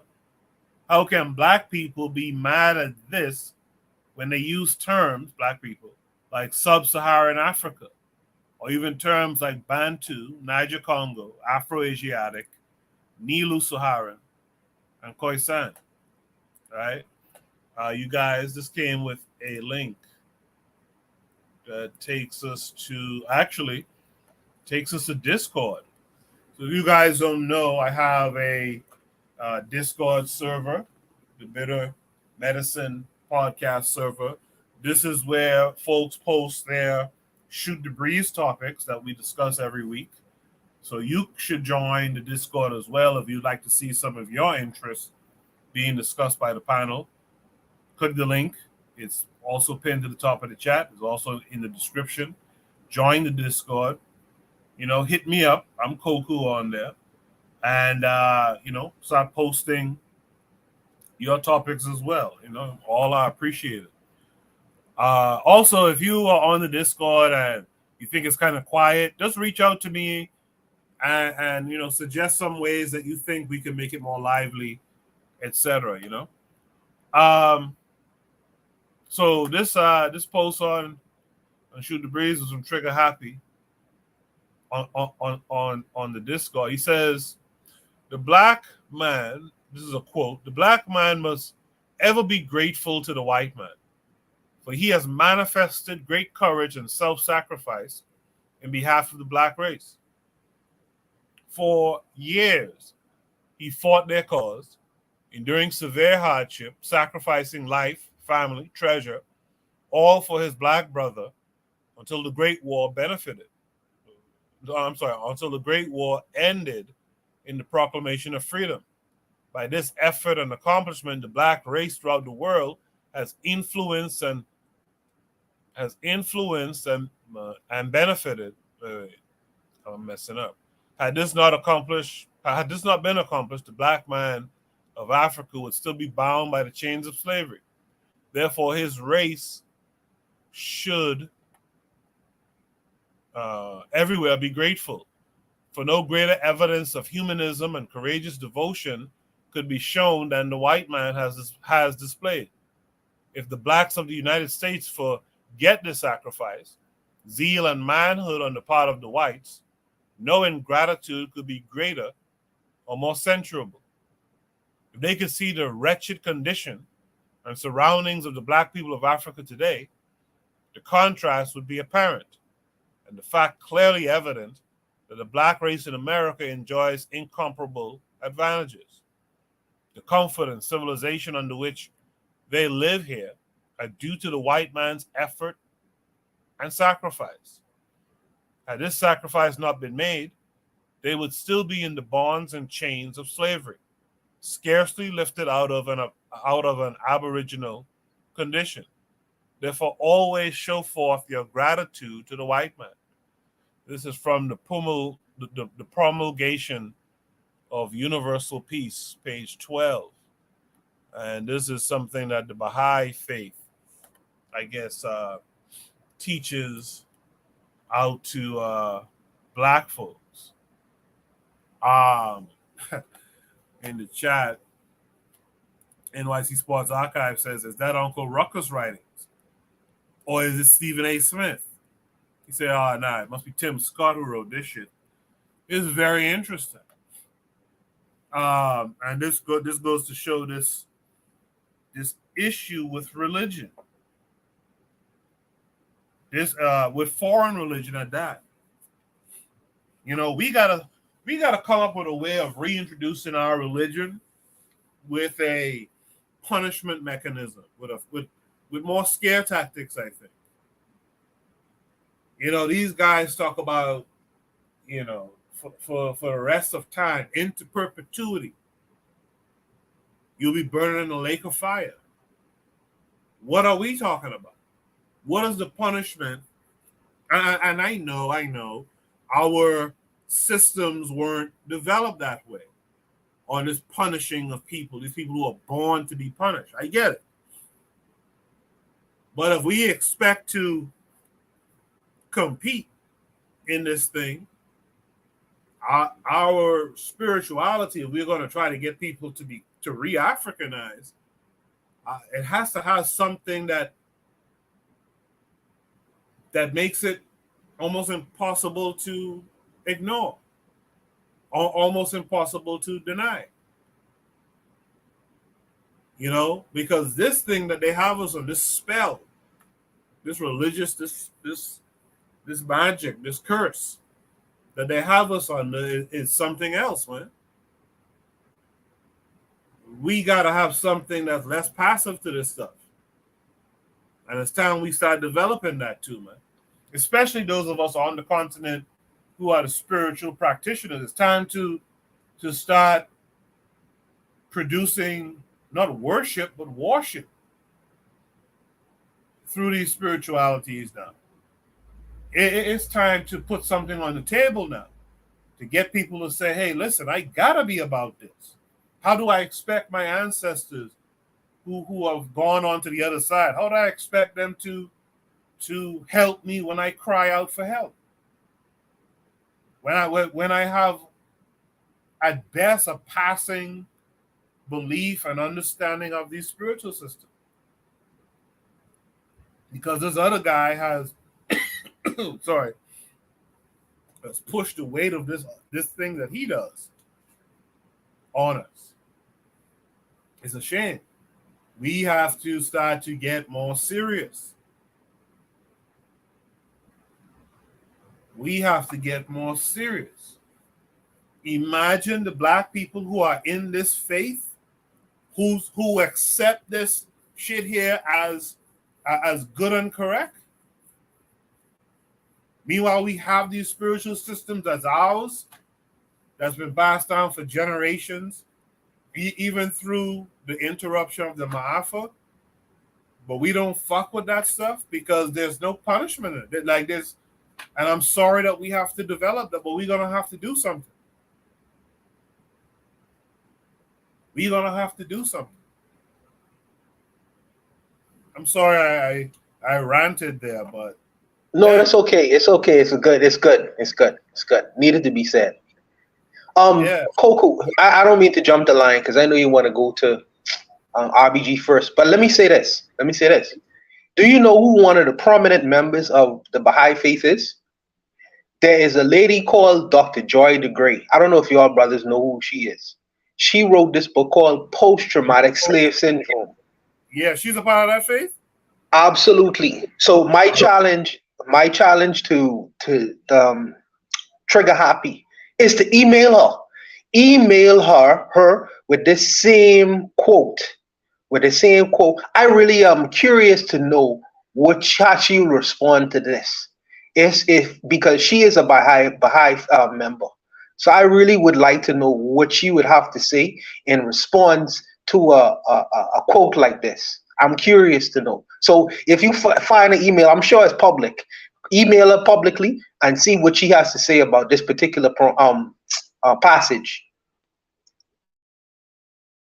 All right, Buana. I'll go to RBG and I'll throw it back to you, the quarterback. RBG, what say you to this Baha'i faith quote that we just read here? Man, what kind of racist dribble is this, man? What kind of like idiocracy in half-baked prejudice is this, man? I mean, therefore, always show forth your gratitude to the white. Yo, dog. Nah, I can't. I mean, this is what happens when people take, are very ignorant and don't know anything about anything. You know what I'm saying? It's like they start to make stuff out of whole cloth. You know what I'm saying? This is that creationism. Like, just grateful and just be glad. Gratitude. Really? I mean, this is John. Oh, what's his dude? What's his name? You know what I'm saying, dude? John, abolitionist dude, John Brown. This is John Brown. You know what I'm saying? In text, Joe. Just be absolutely happy. It's just like, black people, didn't free themselves, Joe. Don't worry about Nat Turner, yo. You know what I'm saying? All this is just a way to nullify black self. You know what I'm saying? Self-regulation and self. Just, you know what I'm saying, just to really, nullify yourself. I mean, I didn't know anything about Baha'i, what they would, you know what I'm saying. I'd heard about them, you know what I'm saying. I've seen them around. Yeah, if this is what they on, yeah, okay, yeah. But I might have to read into some of this a little bit more. Who is this? Abdul Baha? Is this the dude who wrote it? Authoritative text, Abdul Baha. And these are the Baha'is? Okay, so this is his stuff.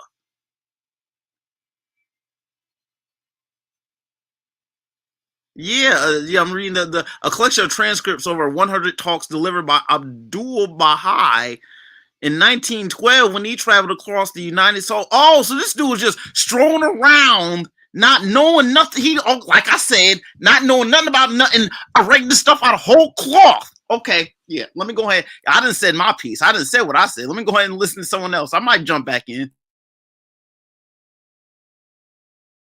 I appreciate that, RBG. But before you dip, RBG, there is the other part of the problem.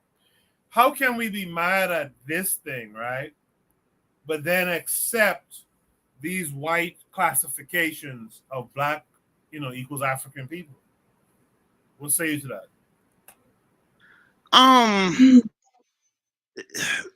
Let me think. Now, this is the thing. I honestly am kind of conflicted about the whole Bantu term in and of itself. Now, if our people, if that's a term that African peoples use, and please correct me as I'm I'm saying, talking out loud. Like, if Bantu means people, then I know to say Bantu people is redundant. It's like saying people. You know what I'm saying? But I get that.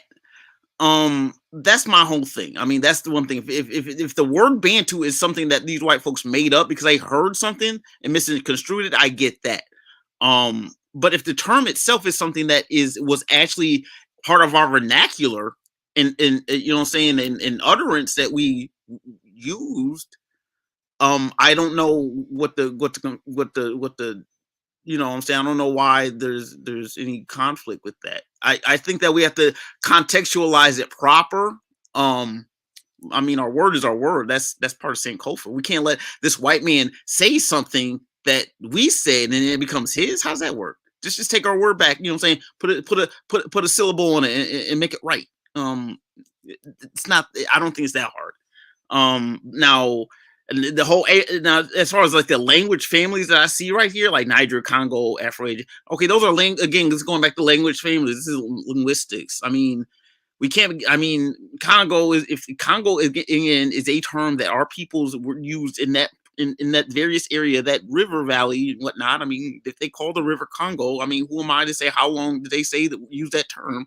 I don't know. It's hard to get into linguistics, especially if you don't have, you know what I'm saying, time frames upon, because words get made, you know what I'm saying, in any given time frame. People go a new instance of an objects or phenomenon to happen. We call it something. This doesn't, you know what I'm saying, it's a word that may be related to multiple other words. It's how words work. There's sounds. There's so many consonants and and vowels that we twist on it, and we throw sound at it, and we give it a name. Everyone throws sound at it, and you know what I'm saying. But other people throw sound at the same thing, call it something else. It's I hope I don't want to cut into RBG. Sorry for cutting into you, RBG. Forgive me, brother. But I can assume, I don't want to jump out of the window, but I can assume this is coming from Trigger Happy. Let me assume that. And Trigger Happy and KMG verse, they are almost on a professional level when it comes to linguistics and African spirituality. And sometimes they rap people who are not even novice, regular people. They rap us on the knuckles for not getting the terms right in terms of how we should approach Black people from these traditions and cultures. I am a West African man who was brought to the shores of the Caribbean and taught in a so-called British format. We standard English. So I know standard English.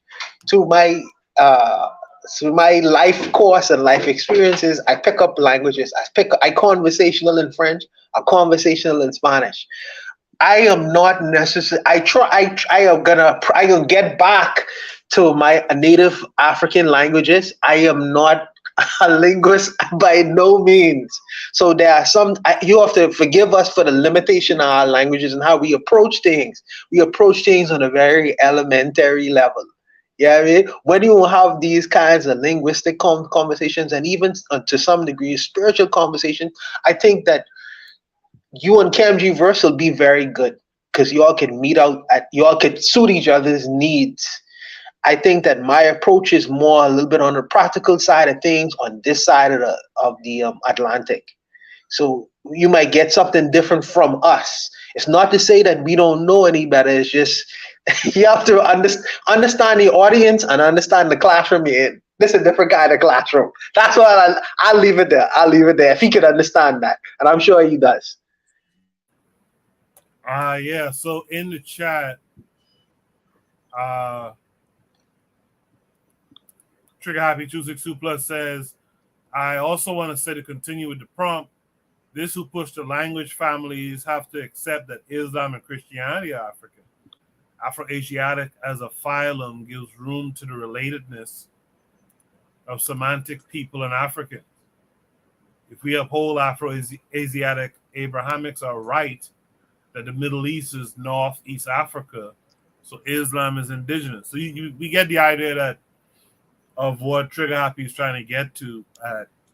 If we accept one, the cascade of that, right? If we accept that we are Nilotic and all this old shit, and that wasn't what we were calling ourselves, then what's the difference in not accepting this stuff here on the screen?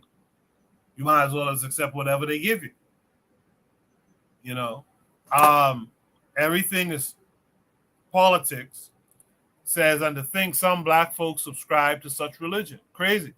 Also, it recently dawned on me that some white folks probably jerk off at the sight of torture in those transatlantic historical movies. I wouldn't be surprised. Is there any other thoughts on this prompt from you guys? Any last thoughts that came to you?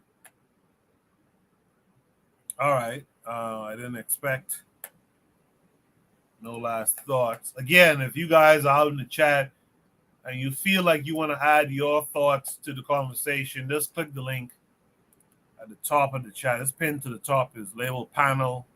Just click that link and join the conversation with us.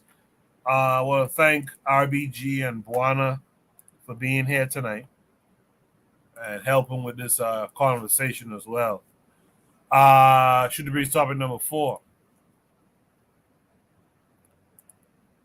How could Miss Collins do this back then, but we aren't able to open these schools in our communities now? This came with a link that takes us to YouTube, a short video. I think I might play it twice, and we'll discuss it. Her life story became a made-for-TV movie, a Chicago teacher creating a prep school with her own money to give kids. Let me see something. Okay, maybe I did that.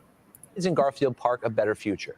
Her life story became a made-for-TV movie, a Chicago teacher creating a prep school with her own money to give kids in Garfield Park a better future.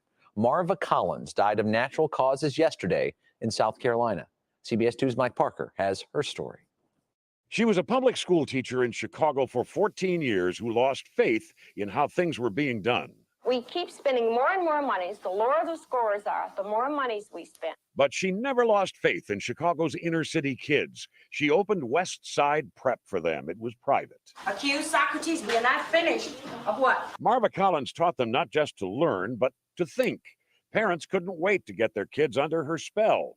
The city's top cop enrolled his son. He did very well.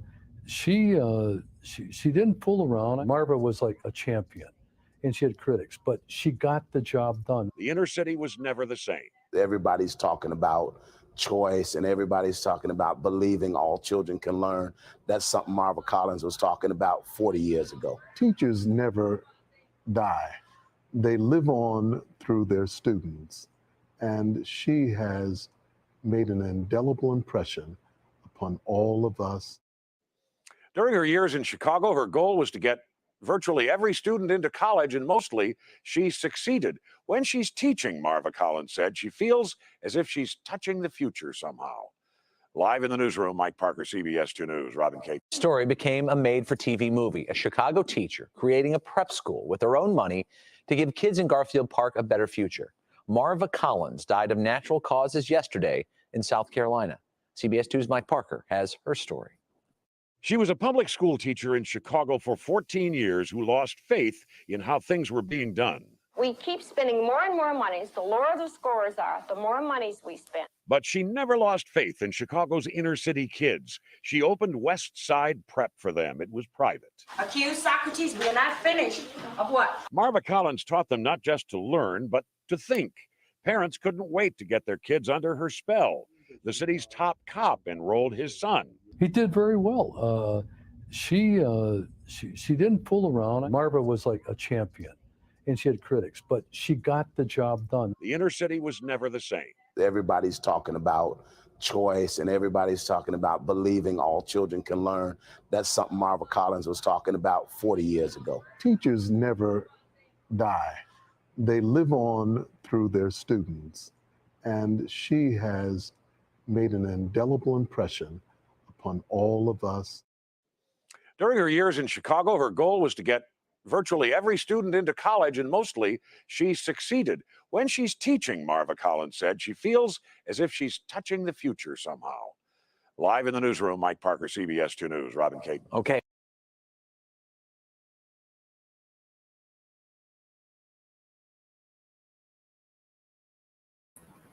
Sorry about that. So should it be topic number 4? How could Miss Collins do this back then, but we aren't able to open these schools in our communities now? The one comment I have about this news report, I found it interesting. There's a word that this news reporter used. He said they couldn't wait to get their children under her spell. And I'm very, when I hear terms like that come up in the media, it perks my ears up. I know, these guys think about shit in these terms, like spells and stuff. Like if you guys used to listen to the Black Pentagrams, they used to talk about stuff like that a lot. These guys really, the way they word things are spells. And to say that she was able to get people under her spell, I find that very interesting how he worded that. By the way, have you guys heard from Gastama?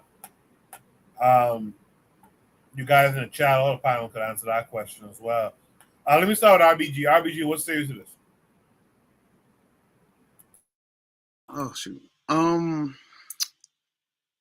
I think it might be a bit of tokenism, perhaps. She was maybe allowed to do that in a way, and it was a way of kind of funneling, talent, as so to speak. You know what I'm saying? Like, Chicago is still heavily black. It's one of the few big cities in the United States that's still pretty black. New York, you know what I'm saying, not so much, but Chicago, yeah, definitely. And you gotta have some kind of like, well, we'll still have like a black talented tenth, as it were. It's good that she was able to do what she did. Naturally, I think that if the real question is, why couldn't they have 20 of those back in the day, back then? Not so much why could she do it then and why can't we do it now?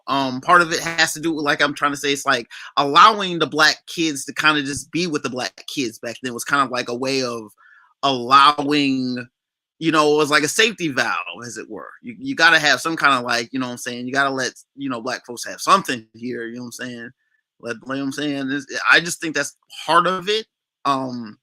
It becomes what's the word I want to use? Racial showcasing. I don't agree with everything that the person who used that term does, but I think that the terminology itself, just kind of a showcase, like a floor model, as it were. But there was still a lot of people in Chicago that didn't get the Marvin Collins treatment. They didn't anything close to it. There's reasons for that, certainly. There could have been one Marvin Collins, or there couldn't have been 20 of them. And I'm sure that there were 20 people just like her that wanted to do what she did. Just didn't have the connection to have her own private school. These are things you guys got to think about. Chicago still, it's still funny how Chicago is ran. There's a lot of overlordism, in Chicago, definitely. With you know what I'm saying. There's reasons why they let these things happen like this. That's what I think. I think that there could have. I guess again, I'm rambling. The solution to the answer is that there. I would say that there should have been more Marvin Collins back then. That's all. RBG, before you go, I gotta ask you. So, because I've heard this sentiment before, and maybe even in some conversations I've kind of echoed it. Do you think that there's instances of people just being like black folks just being allowed to do something because it helps the agenda? It makes it, it kind of debunks some of the complaints against the machine, and so they let this stuff pass and say, just so that later on they can say, well, look, she was able to do this and blah blah blah. You believe that they do stage some of this stuff? Well, it's not really staged. It's just managed and funneled and bottlenecked, as it were. Again, and the effect that, she can be excellent. Well, there's one person in the whole city of Chicago who can teach black kids excellence. You mean to tell me I'm sure she knew some people who could teach? Let's put flesh on the bones. You know what I'm saying? Like let's make it personable. Let's not, you know what I'm saying? I'm sure that she's not just like, a hater to like other black people. I'm sure that she tried, but she just could do her best. And you know what I'm saying? I read, when I was younger, I read up about her story. So I know what it's like. I get it. You know what I'm saying? A genuine, sincere person. I would say I would put no nefariousness on her actions as a teacher. She's trying to teach the babies, and all of them went to school, so she's obviously on her job, right? So it's like, again, it's just like there's no one else in Chicago that she knows about. Really, it's not. I doubt it was like that. I just think that it was a funneling kind of a deal where she gets the special treatment, and our money's just, buildings and the roads, and you know what I'm saying. If the cops' kids can go there, it's kind of like mega elite in a way. You know what I'm saying? And so it just happens to be she maybe just had money to do stuff. And if she has money to do stuff, she can be personable to each student. I mean, damn. Under her spell, yeah, I caught that. Yeah.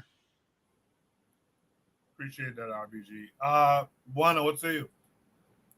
Yeah, so you asked about Gastamo, and what I mean, let me address that first, because there was a point in time when a bunch of black men used to come on Shoot the Breeze and discuss different kinds of ideas in a very vigorous way. Sometimes we disagree to a point where we was even challenging each other, getting mad, falling up in one another. And what I recognize from that experience is the fragility of the black male ego.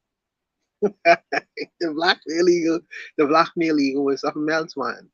Because once the black male ego feel like, even if it's slightly bruised, or there's a offense in the slightest way, you see the falling off. They want to disassociate. They don't want to talk to you no more. Everybody run into their own little specific sectors.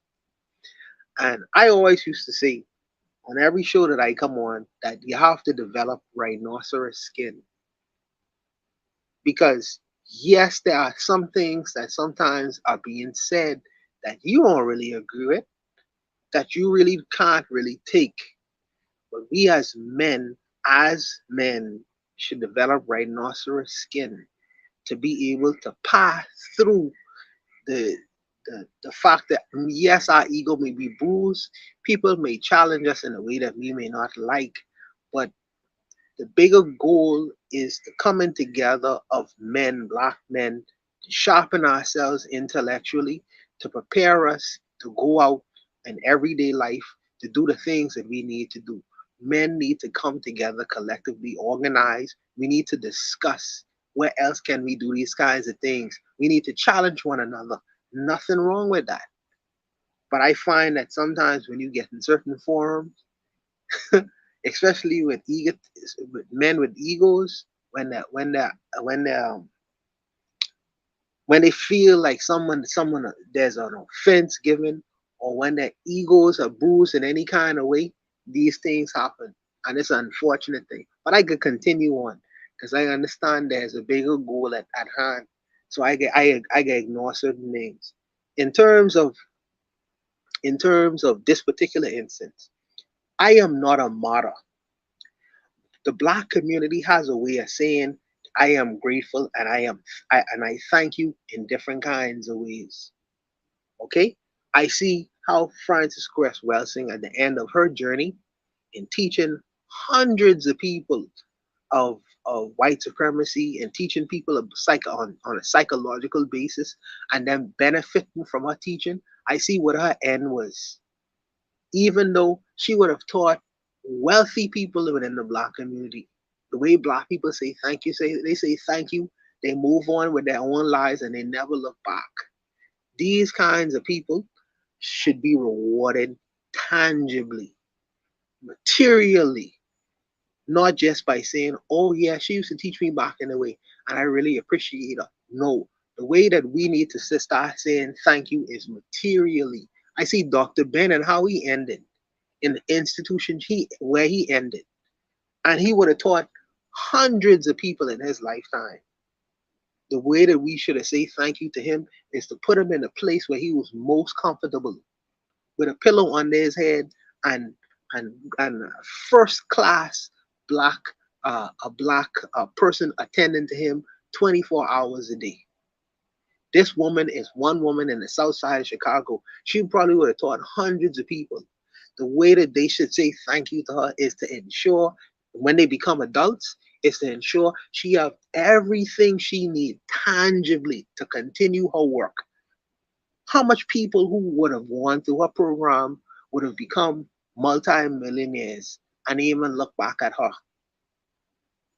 They just say, well, she teach me. The way that we need to say thank you more and more is on a tangible basis. That's not the way to say thank you, because if you aren't willing to do the work itself, and these, you have 1 and 2 people within their community who are willing to educate and teach and improve the next generation of teachers, you say thank you tangibly. This is the reason why few and fewer of us becoming martyrs. We say, well, we understand what's going on with the system, but we only gonna take care of ourselves, because the community ain't gonna look out for us. They don't give a shit. They don't give a shit. And I fight taking that approach on to things, because I feel like there is a bigger goal and mindset at hand. So I don't take that approach. Coco been on a Better Medicine for, I got 4 or 5 years. You say thank you to these kinds of people, because when they pass, you'll no longer hear from them. And they'll be replaced with the Cynthia G's of the world and the Rick Rosses. The people who are complete degenerates. Let them teach your children, and you see how that turns out. You see how that turns out, because you support them materially and tangibly, and you have them living in palatial places. But these people, they pass off of the scene. You never hear from them again, and they would have educated hundreds of children to be productive members of society, which we really need right now. I don't have, but I am close to the ground with these kinds of things, because my father was a teacher, and then my father became a principal at his own school. He teach hundreds of children. But when I even will get into that. I just saying that, we have martyrs that exist within our communities. I am not a martyr. I do it for profit. I do it for profit. And if people ain't willing to give me something, if they ain't willing to support the services that I will able to provide for them, then I'm gonna find another community, and maybe they may appreciate me materially, because you have people like these that exist always within our community, and they die and pass off to the scene unceremoniously, even though they would have committed their lives to educating these same children. Well, if the community won't go the way of Rome, if we want to praise and respect or venerate dishonorable people and forget about these kinds of people, then so be it. Then so be it. The community goes where it goes. But I fight that kind of notion. I fight that kind of thinking. I fight that kind of mentality internally. I really do. I try to fight that as best as I can. But what I saying is, I do it for profit. And I think that when you say thank you to women like these and people like these, you have to say thank you materially. When you say, I love this person, love the person through act, through deed, not through just words, and means nothing, and you never can take that to the mic. But I'll stop there, man, because I know I'm rambling, but I'll stop there. Hey, shout out to your pops, to your dad. Much appreciated. Even though I don't know if I knew him or not, but much appreciated. Yeah, that's Buana, thank you for that comment too. I've been really tackling that issue this week. When my uncle was alive back in the day, he had a political party in the Bahamas, and they had a slogan of "Dare to struggle, dare to win," and that has always stayed with me because I noticed that for some reason in the conscious community, there's this struggle mindset. It's about struggle, dare to struggle, dare to win. And so therefore we get our juggernauts, people we should be entirely holding up. We get them passing on to the next phase, right? We get them dying, oftentimes in poverty. I think about that a lot. When I think of Dr. John Henry Clark, I'm like, wow, this guy, folks are still mining his speeches for his writings as well, for knowledge, and this guy, I in fact, I believe, funny enough, I believe Tariq Nasheed buried it. That should not be the case. No, he paid. He said Nakoku. He say he paid for Francis Cresswell's funeral. He said. Now that has not necessarily been verified, but that's what he said. Okay, all right. So that's what he said, and no one has countered that statement. So I'll just say, well, that's what he said. But the idea that our people could just die in a nursing home, getting treated as just a numbered patient, that's a shame on our part. That's a shame. If I remember correctly, Delbert Blair died, and it was a similar situation. In fact, I think something was similar with Layla Afrika. And that's really not cool. That's really not cool on our part. So, hopefully this sister didn't have that same fate. But we got to start supporting the people who are spreading the right messages. You got to support them. The people spreading the messed up ones, you got to not support them and shun those who do, shame those who do. That's how we have to get through this thing. The messaging is everything. You got to support the messenger. Is there any other last thoughts on this prompt?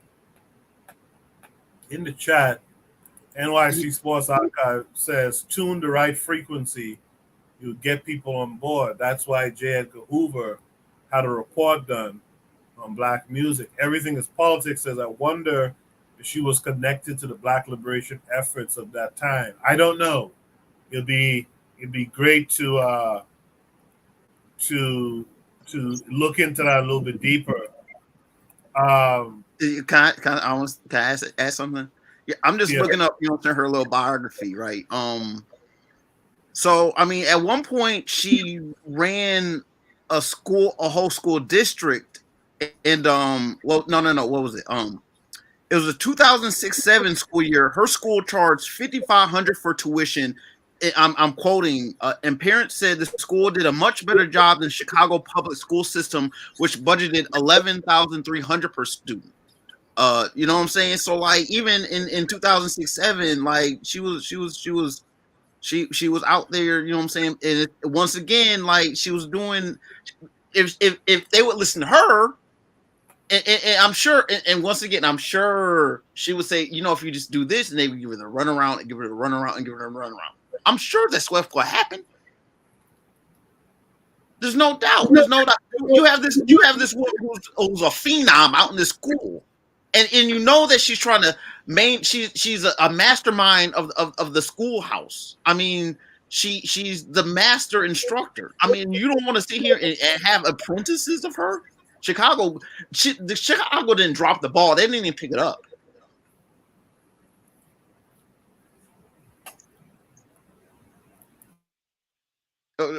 Someone was trying to say something. No, I think we were waiting for you to finish there. Oh, I mean, yeah, that I ain't gonna keep saying anything else. I just want to say that. I mean, a marvelous woman. I'm done. All right. I don't know if Buana wanted to say something. Oh, he said RBG said that she was doing what she was doing less at half the cost of what the government was doing. Now, I am not necessarily focused on the rest of Chicago. I am focused on Black Chicago and Black Chicago winning. And I'm saying, when you hear stories like this, Black Chicago should get behind females like this and try to reproduce however they can. I'm saying that Black Chicago have a lot of money. They brag. They have the biggest stars, Common and what's the other rapper's name? And all these people coming out of Chicago. Kanye West, whose mother was a professor, by the way. All these educated people coming out of Chicago. Then the money should be filtering back into these kinds of programs. And I'm not saying that he doesn't do it. I'm saying that it needs to be recreated over and over and over again. So you won't see the issues that's happening in Chicago. The money should be coming back, in particular with people who are making or creating effective changes inside their community. I ain't worried about the Jewish community in Chicago, nor the immigrant Mexican community in Chicago. I am worried about the Black community in Chicago that's been there for decades. And when you see stars like these come, you must support them financially. What is it to brag about being a billionaire? A billionaire. He say, I'm the first Black billionaire. When you don't have no Black people coming up under you, creating that kind of wealth within your community. You just a single person out there. And you know what? You are almost a target is being put on your back.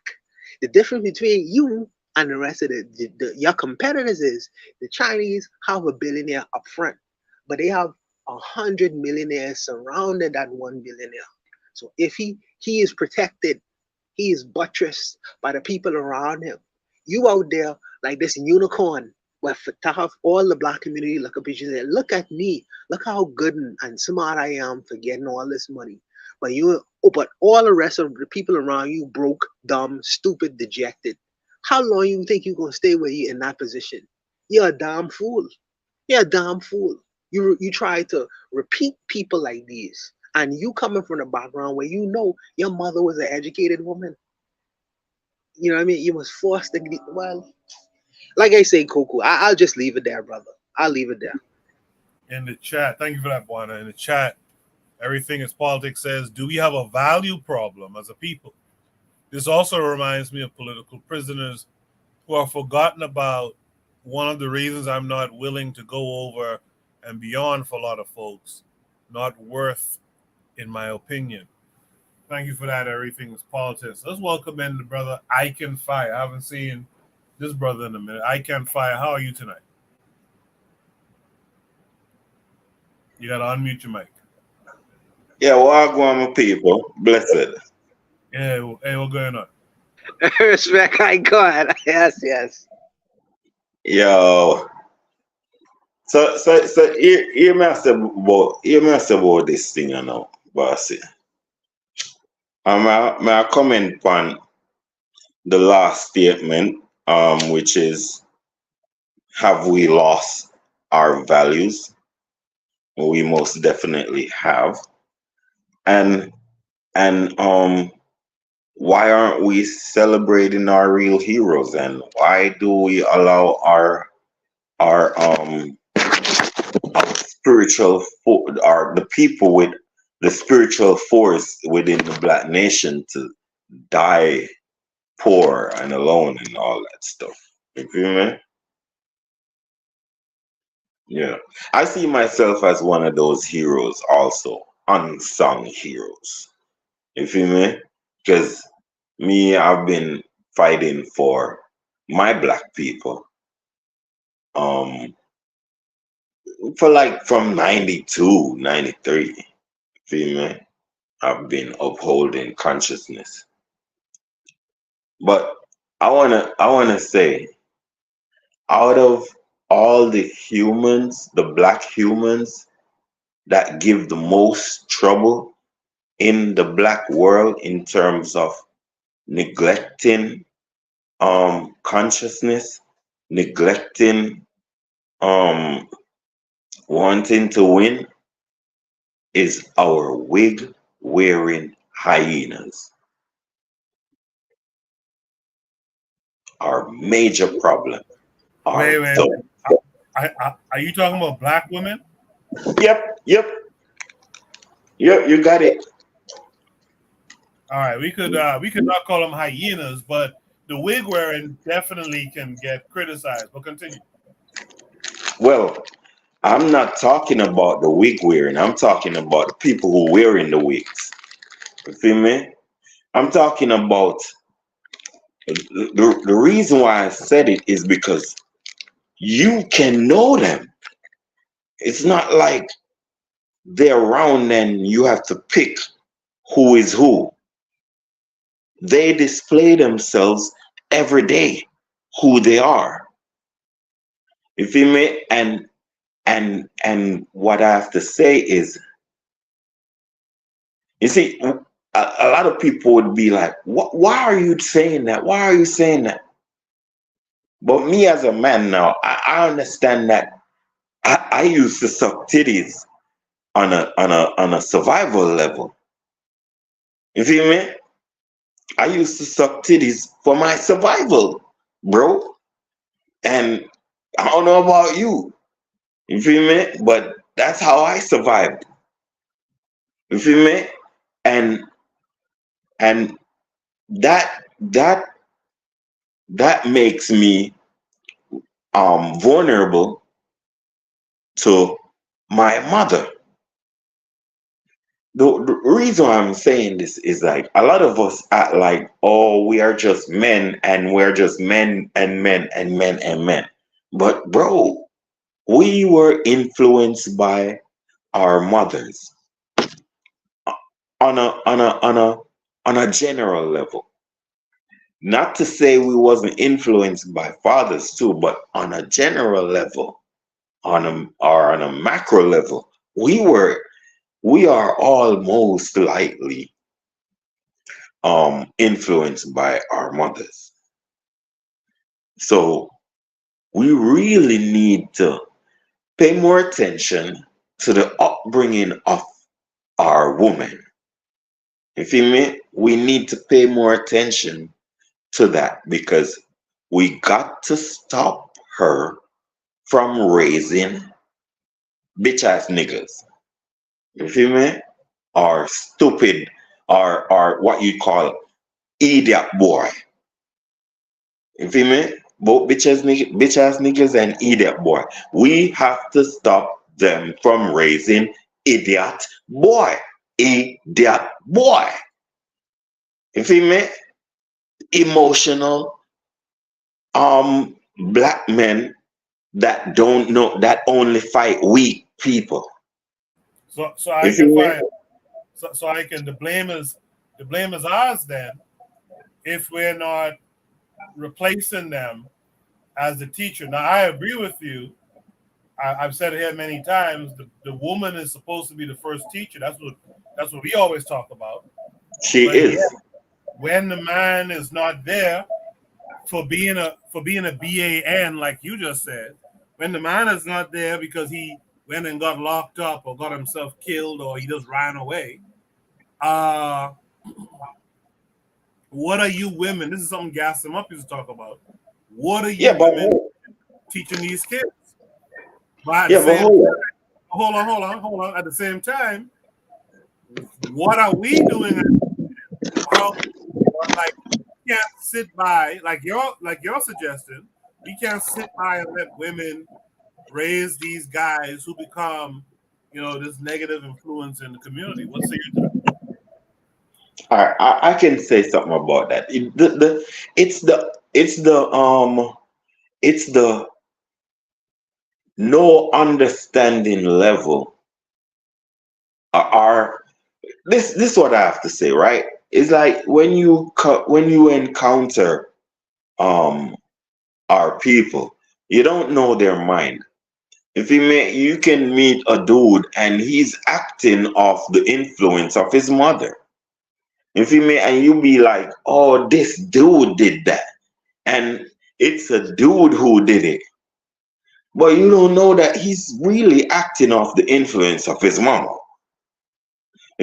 So you could blame him, but you don't know the psychology of the individual to know that he's acting off an emotional level that he got taught from by his mama.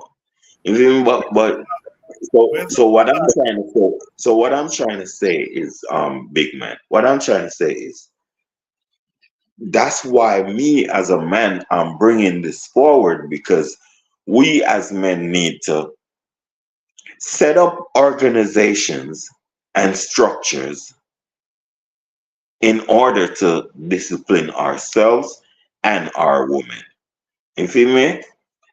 First of all, what you got to understand is it's because of colonization why our women are the way they are and our men are the way they are. So we would, beyond our women, we still have a force that is determined on keeping us stupid. You feel me? And keeping our women against consciousness. So we still have to maintain to know that. And that's why we have to spend more time and more focus on our woman, because our woman is like what you call weaker. So they are being submissive to the force that is perpetuating lust and greed and luxury, and you know what I mean? The force is doing that to them. You feel me? And in order to win, we actually maybe have to go through some hard times. You feel me? And the woman is not ready for anything like that. You feel me? So we have a problem on our hands, big men. You feel me? Does anyone want to comment to what Icon had to say? Yeah. Yeah, I am in strong concurrence with him in a lot of ways. I mean, you know, men need to teach boys. Ultimately, you know, men need to teach boys. Also, look, this person with these rhetorical questions, you know what I'm saying? This everything is politics, yo. I see you. You haven't made a steady statement the whole hour. You've literally made rhetorical questions all hour. Very unstable. Just noticing, you know what I'm saying? I peep it, you know what I'm saying? This is a troll, yo. You know what I'm saying? Let me think. Like what I'm saying, it's like men need to teach men, women need to teach, men need to teach boys, women need to teach girls. Ideally, especially in the teenage years. If anything, that would be ideal. Part of this is that, you know what I'm saying, it's like having, you know what I'm saying, men having the ability to teach ourselves, and that was destroyed during integration. I mean, in all honesty, because Black people were teaching ourselves, and although, you know what I'm saying, we weren't necessarily teaching ourselves to go to school, you know what I'm saying, we were, you know what I'm saying, trying to carry on the traditions of Booker T, you know what I'm saying, and trying to have some trade schools and actually have, you know what I'm saying, steady work. And you know what I'm saying, with the whole like breakdown of that, and you know, you need to go to college. You can be like Thurgood Marshall and go to law school for 85 years, and you know what I'm saying, how are we gonna pay for that? You know what I'm saying? And so I do see on the offside of what she's doing, trying to teach kids to go to college, because I mean, college costs money, and if you don't pass college all the way, you just have to pay back money. So I mean, I can see that she may have in some senses led some kids off into a rougher patch than, you know what I'm saying, you know, honestly, work with your hands, work on this field, work on this engine, you know what I'm saying, and let's do it. You know what I'm saying? Work on this field, and let's get it done. And honestly, get some apprentice skills, you know, be a plumber, be a carpenter, you know what I'm saying? Legitimate things where you can eventually have your own business instead of going to college just to work for some white man. You know, having a sense of that is, and again, part of that is again, we know about the factors, the external, that's like, that's just, you know what I'm saying, like, I don't know, it's just You watch shorts on YouTube? The what? You watch shorts on YouTube? Not really. Like I do it every once in a while, but what's up with the shorts? Well, they have some Indians. They have some Indian shorts with Indians breaking down a lot of metals and turning it into car parts and turning it into all different. I like it. I'll be like, what in the hell is wrong with us? Where are our people? You feel me? You need to go see those Indian shorts. It's not it is like, it's very masculine, I'd say. You feel me? Like they make bolts, they make doorknobs, they make golf balls, they make tennis balls, they just turn stuff, break down old tires and turn it into other things and make a slippers or make, you understand? You need to watch it because we short of that type of stuff in black race. Seriously. You see me? Let's have from Buana. No, I I hear what the brother's saying. I have a question though. When Icon say that black men need to go through like I just give like go on our own or go through hard times or whatever, I really need to understand what he mean when he say that. You know what I mean? I don't know what he mean, but when he say that.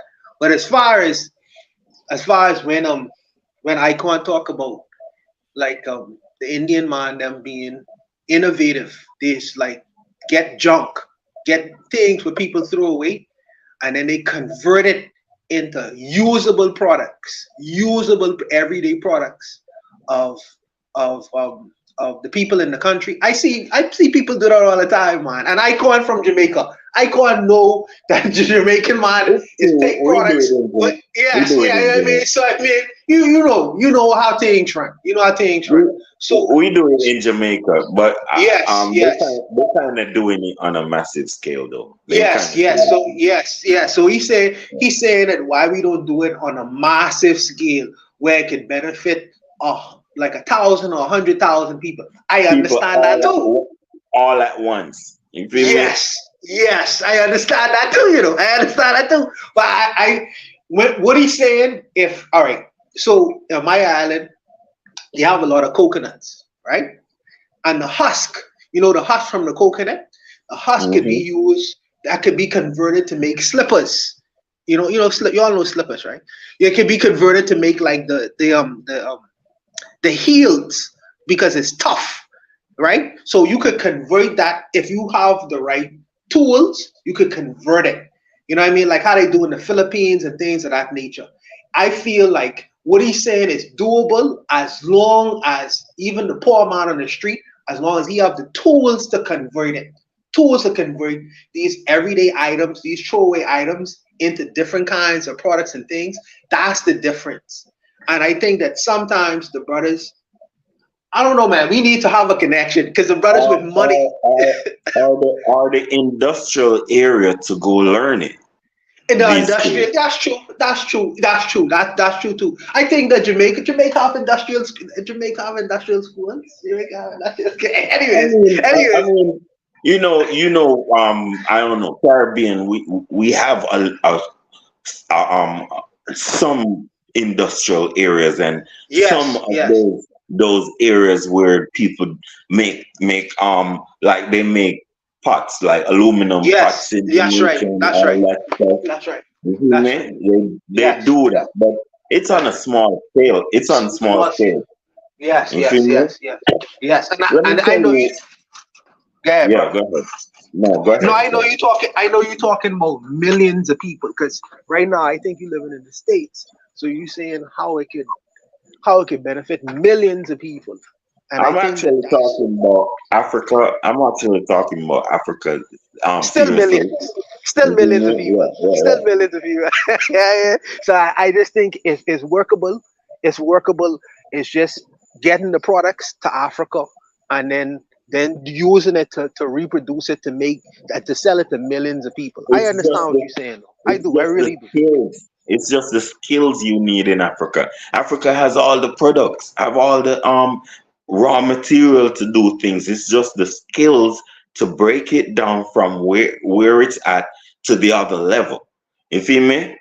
And that's all it needs. And some Caribbean people have some technologies. Some Americans, Black Americans, have some technology. We just need to, we as men, as I'm telling you, we as men, let me tell you, Pan-Africanism and Black consciousness, it's generally men have been upholding that thing since the 60s. I don't know about before because I wasn't born, but since I got understanding, it's mostly men who are upholding consciousness, and it is very disappointing about our women.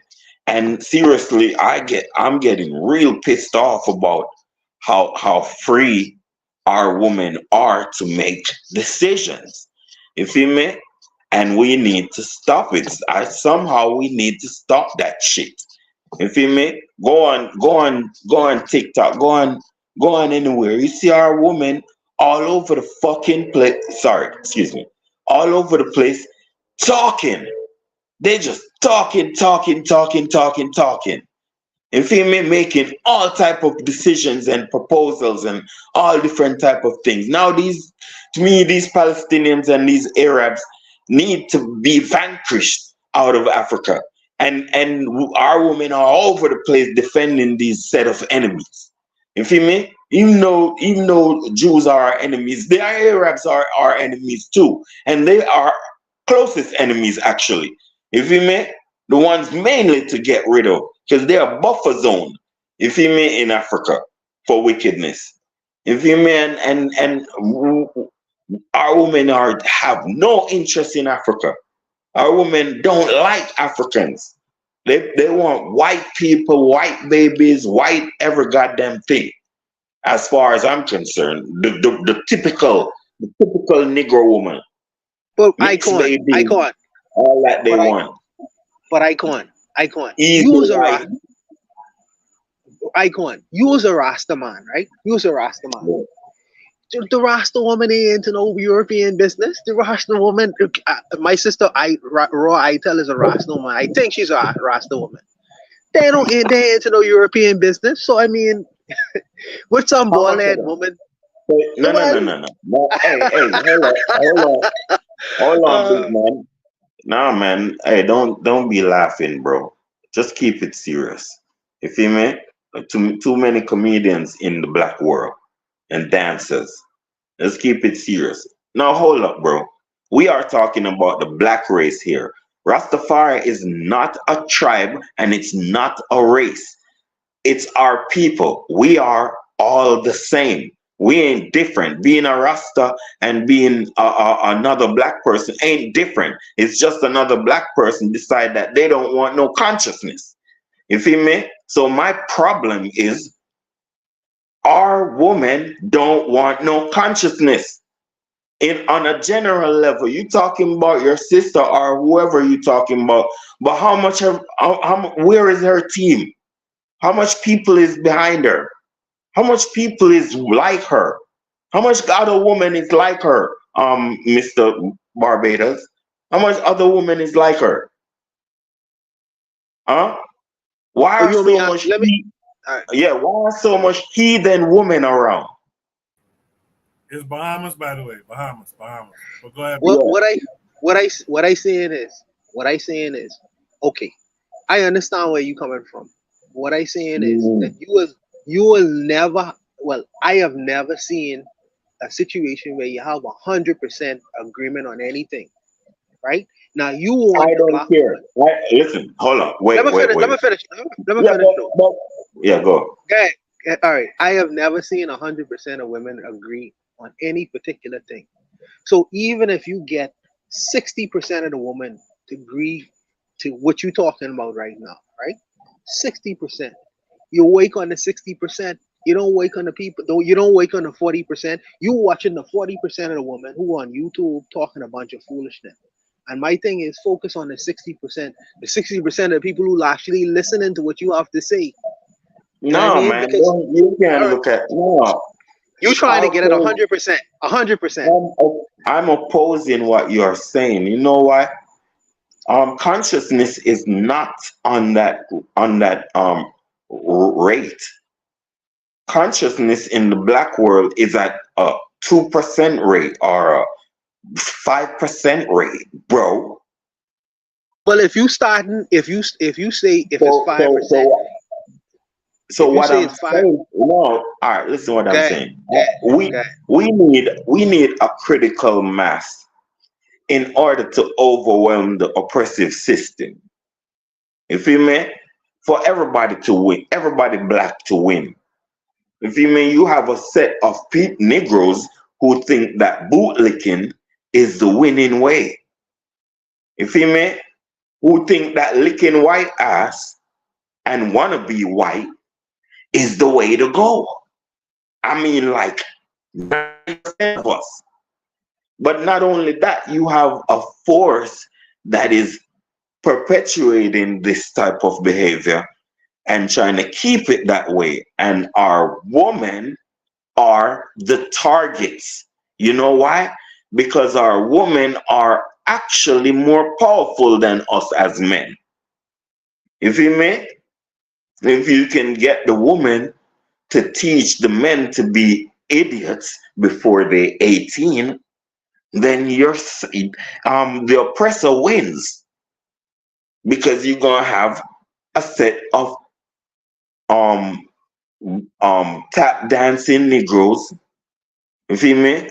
Bootlicking Negroes, and that's all they need. You don't need no. You're not gonna have no black identity extremist Negro. You feel me? You're gonna have this Negro that be earrings all over himself and all color hair in his goddamn head and all that type of shit. Feel me? Mohawk, all different type of shit.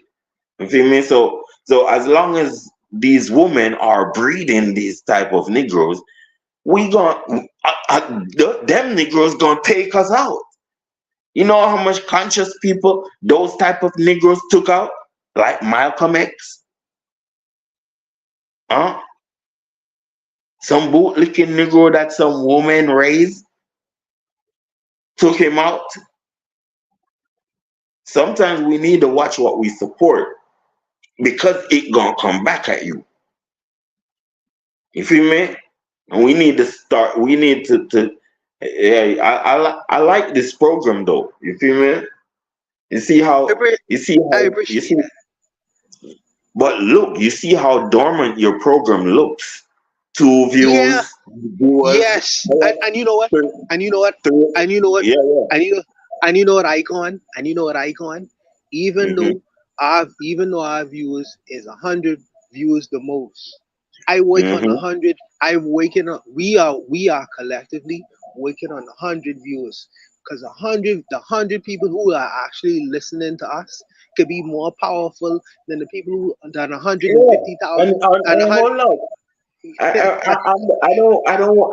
I'm not doing. I'm not trying. I respect your program.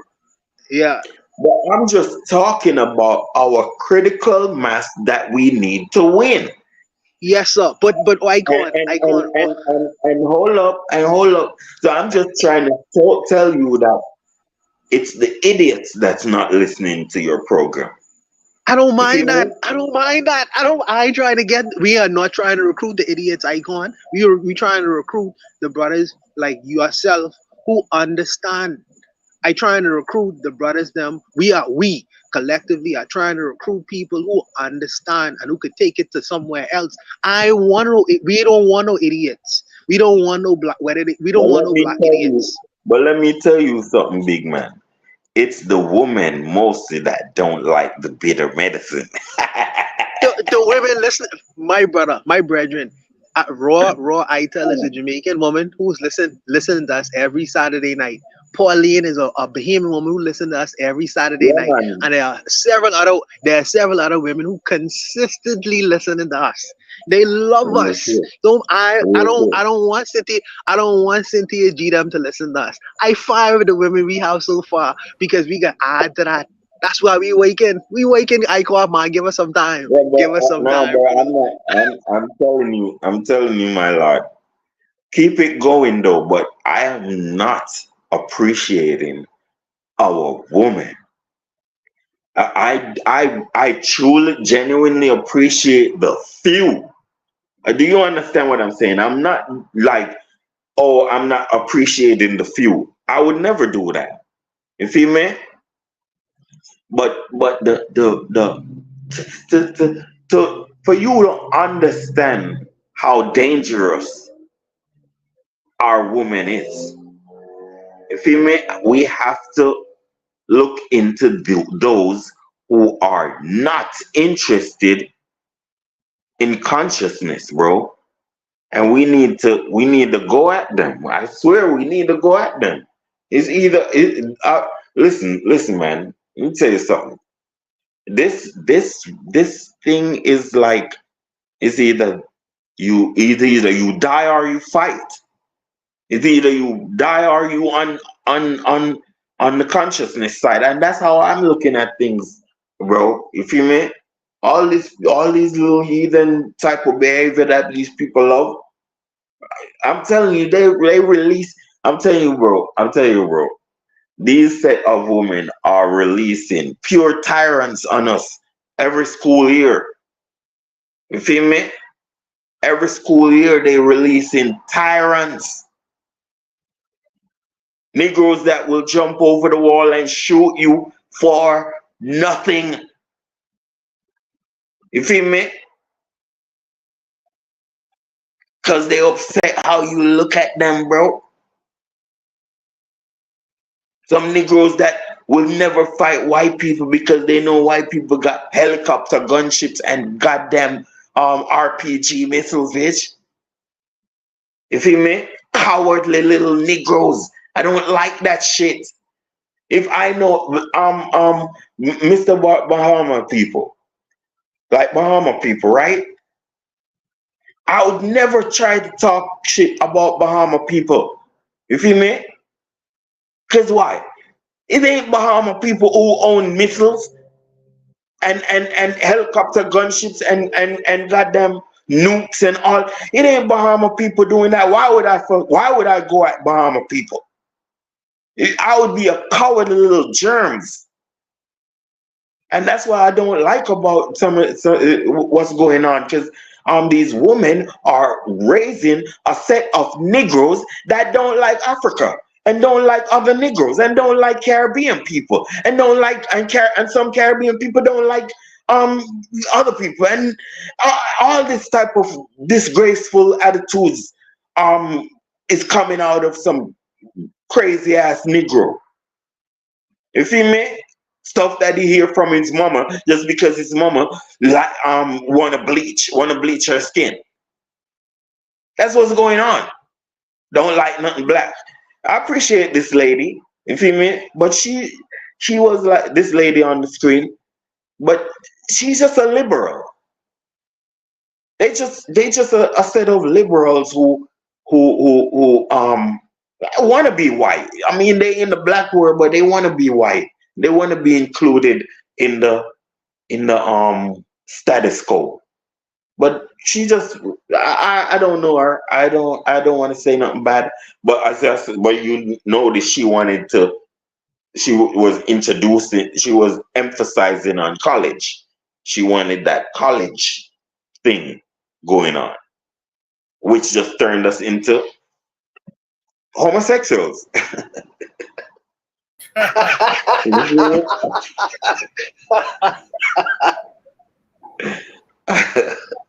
can fire. Thanks for joining us, but stick around because we're gonna go into what's probably the last problem for tonight. I appreciate everyone who's in the chat tonight. Make sure you share the show. Let's get the numbers up.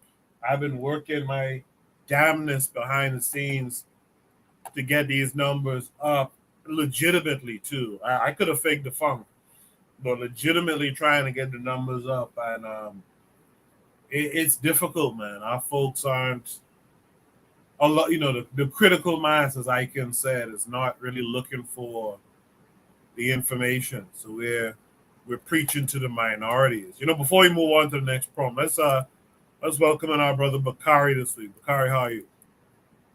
What's going on, man? I'm good. How about y'all? Good. Thanks for joining us.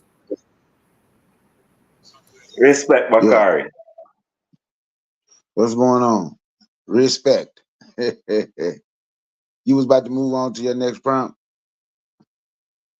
I was about to, but if you wanted to add something to this one, by all means. I was just looking at the you know, I've been in and I really don't know what much said, but reading this, how could she open those schools back then, but we unable to do in our communities now? I think the biggest difference is today we don't want to. Today we feel there's not a need to do it. We perform better. We do better as a race, as a group. In our communities, when our back is absolutely against the wall. Even though His Excellency, the Honorable Marcus Mosiah Garvey, said we don't want our backs there because it's an uncomfortable position. But that's when we tend to do our best. Coming out of slavery, coming through Reconstruction, the towns and the communities that we were able to build with only a few people being able to read and write, we had all of the skills to build, to plant, to grow, to clean, cook. So we were able to do things. Our back was against the wall, right? So now we don't feel we have become comfortable in the subjugation. I don't know if that's the right word that we're going through. So we will do better once our back is against the wall. So for me, the answer to that is we don't want to. We don't see a need to. We're okay. That's my take on it. I yield, Mike. I appreciate that, and I agree with that, Bakar. I think we don't see the value in it no more. There's other lanes you could aspire to to go down, and those lanes don't require education. So I think we just do the low hanging fruit type stuff, the shit that they give us. Yeah, I think once AC came in the houses, it's like it was done right there. Like everybody's good now. Yeah, I feel you on that. Thanks, Bakari. Stick around for the last prompt. This should be the last one. We'll do Shoot the Breeze topic number 5 tonight. Please mute your mic. Shoot the Breeze topic number 5 tonight says, can this be done for African spiritual systems? Where would your belief fall? How would you characterize different spiritual systems? Well, this prompt is based on a particular video. It takes us to YouTube. Sit back, we'll watch it, just 9 minutes, a little over 9 minutes. We'll watch it, and then we'll discuss it. Because different religions are different answers to the biggest questions of life. So that's why people care so much about this. Question 1. Is there a God, and if so, how many? Some people don't believe in any gods or any kind of spirituality at all. These people are called atheists. Atheists don't necessarily believe God doesn't exist. Some of them simply lack a belief that God does exist. So some are more agnostic about it. But generally, atheists think we don't have any reason to believe in anything beyond the material universe. But some people who don't believe in God still believe in some kind of spirituality, and according to Buddhists, that spirituality should involve denying yourself. Here's why. Buddhism does not teach that Buddha was a god, nor did Buddha teach about any gods, but Buddha did teach about the ultimate red pill, which is that life is basically just suffering.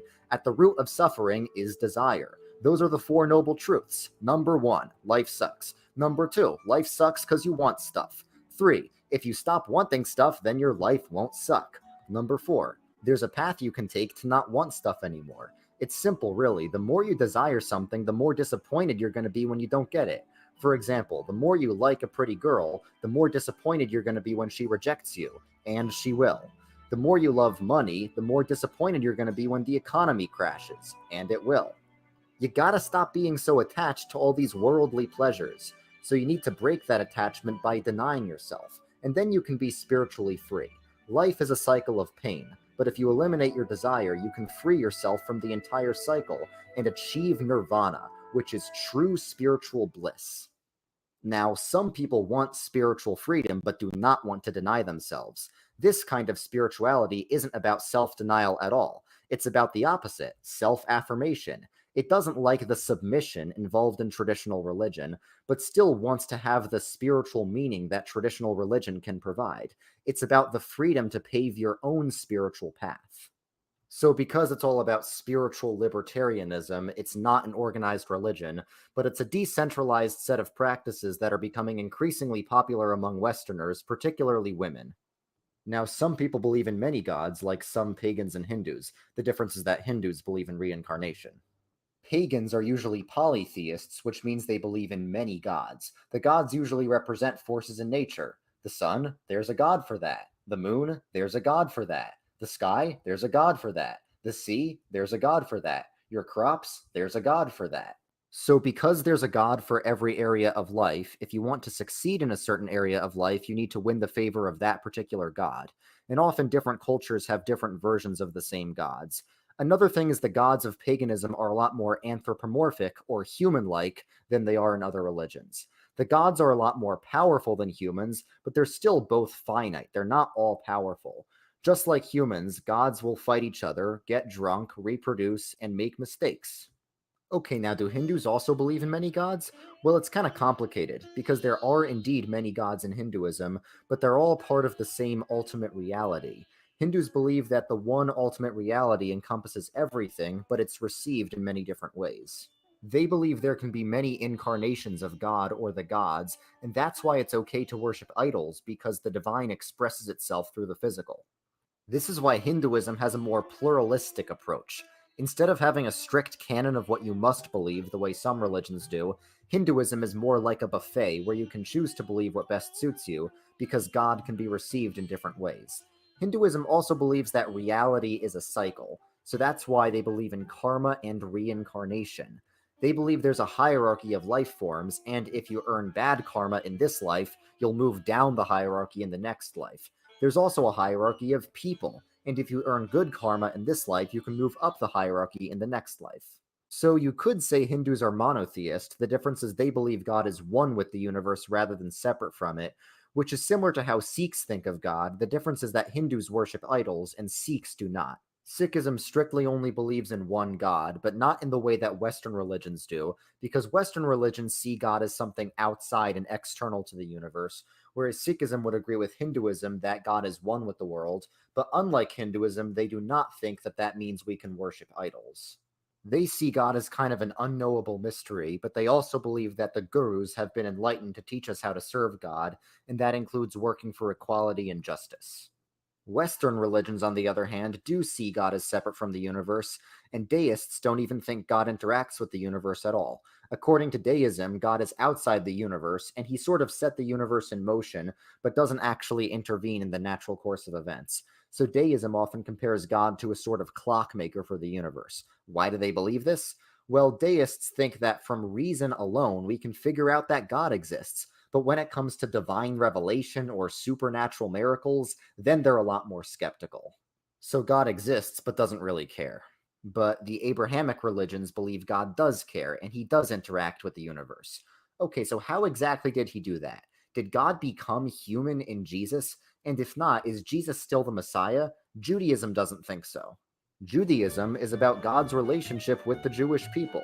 They believe they're God's chosen people, chosen by God to bless the world by helping people live rightly, and they believe God gave them the Torah to help them accomplish that. Okay, how strictly do they follow the Torah?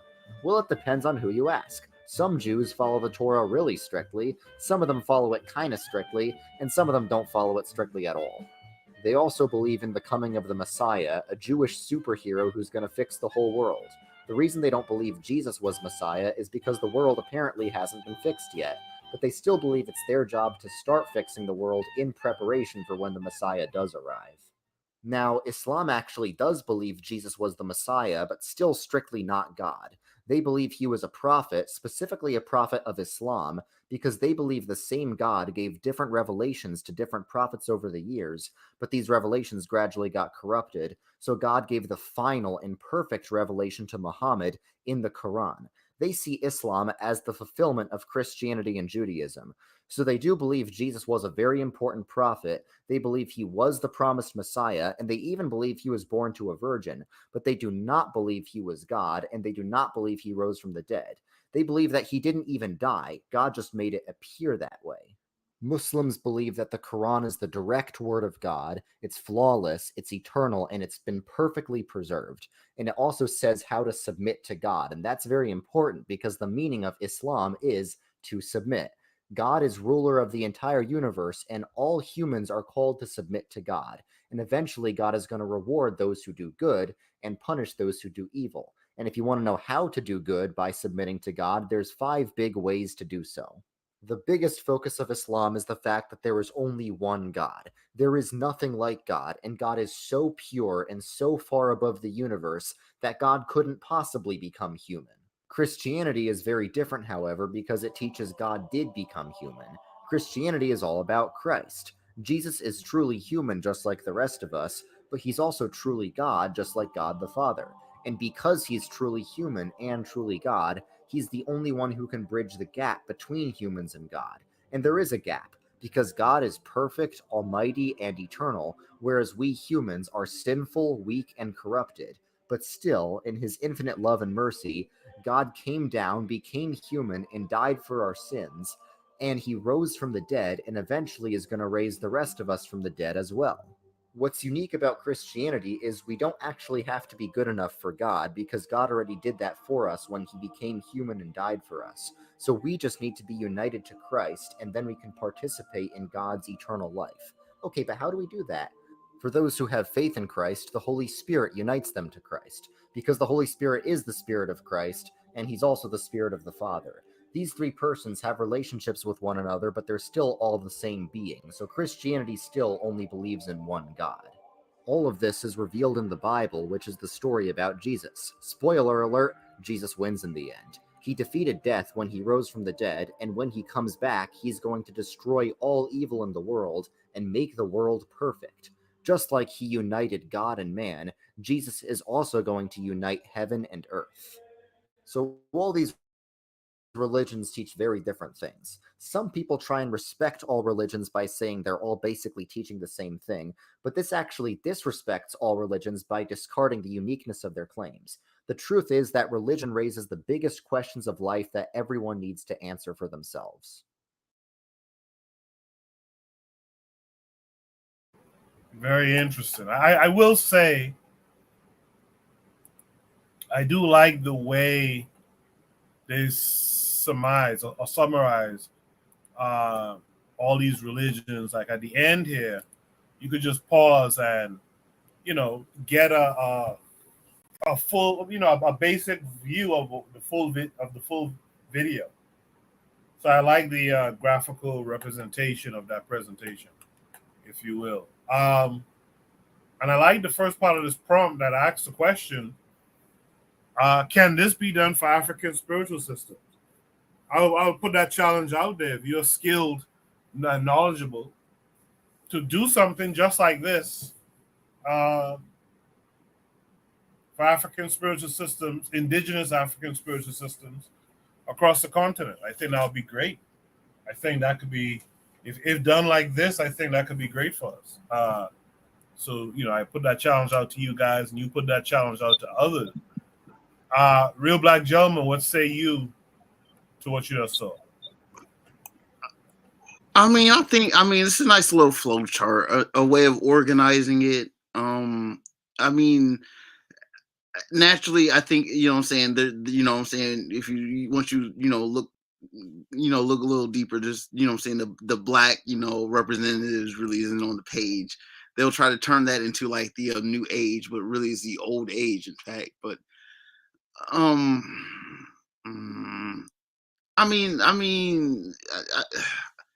don't really think about my beliefs. I mean, there's forces stronger than man. I mean, but once you start getting into like cosmic stuff, we're talking about like, what I'm saying, like meteors and like, solar flares and stuff. Like really like things are intensely astronomically like intense and stuff. So like, in just to understand like how the sun works. Some people would say that, for all intents and purposes, that, saying the sun is the most powerful thing on earth. I mean, if the sun were to go out, I mean, or if it just like gets even a little bit warmer, I mean, like, you know what I'm saying? The sun is not, I mean, according to what, you know what I'm saying, some people, you know what I'm saying, study or whatnot, the sun is, you know, kind of a middle-aged star at this point. And in only like, you know, let's say 500 million years, half a billion years, it'll be too hot on the planet. The sun will just get a little bit too bright. I mean, barring some kind of like, you know, shielding, you know what I'm saying? See what I'm saying? But I'm just going into like, you know, I believe in as above, so below. I suppose, you know, that saying that, is kind of what kind of settles me, because on this earth, like, is everything that's in above, out there, you know what I'm saying, the universe, all the metals, all the dirt, all that stuff, you know what I'm saying. That's just, you know, in a nutshell, how I see things. The power that man has on this earth comes from you know, pieces of power that are all around us in the night sky, you know what I'm saying, and even in the sun. The flow chart for African spirituality, yeah, I think that yeah, a lot of this organization will definitely be a good thing. And I think, you know, I think I mean, people's on the ground may have like a partial, like, kind of map in their own heads in the various areas, but yeah, putting you know, having like African vital statistics is very important. And I mean, there's rudimentary attempts at trying to figure stuff out. I mean, but it's never from pardon me, it's never from like a you know, from a, you know, from the heartland point of view. It's always from an external point of view. So I mean, I think that, you know, saying the flow chart would be good. I mean, understanding, like, for me, what kind of interests me is like, you know, you have the Yoruba and the Igbo, right? You have the pantheon of the Yoruba, which, you know what I'm saying, and then you have, you know what I'm saying, the more, you know, the Chukwu and you know what I'm saying, the supreme. You know, they're not quite the same, but if you look past the surface, you can find the analogies, you can find the connections between the two. I mean, you can, and it's just a matter of, you know, people always will organize things differently according to how they act and in their environment, in their ways. If you're in a foresty kind of a ground, you might see, you know what I'm saying, the shade of big trees might have semblance, yo. I mean, it's, you know, whereas if you're in a kind of a more savanna-ish kind of you know, kind of, you know, the plains and the way the shadows and the sunsets might have more significance. This things, your environment affects I think our own senses of what is, you know, the essence, what is the power of your surroundings, you know what I'm saying. That's just me. I'm a pass. I appreciate that, RBG. Let's have from Brother Bakari on this one. Brother Bakari, what's it? Yeah. Y'all know I don't really do the spirit thing. But anyway. The black woman is God. That's it. We know Brother Bakari God. The black woman is God. That's right, Bawana. That's right.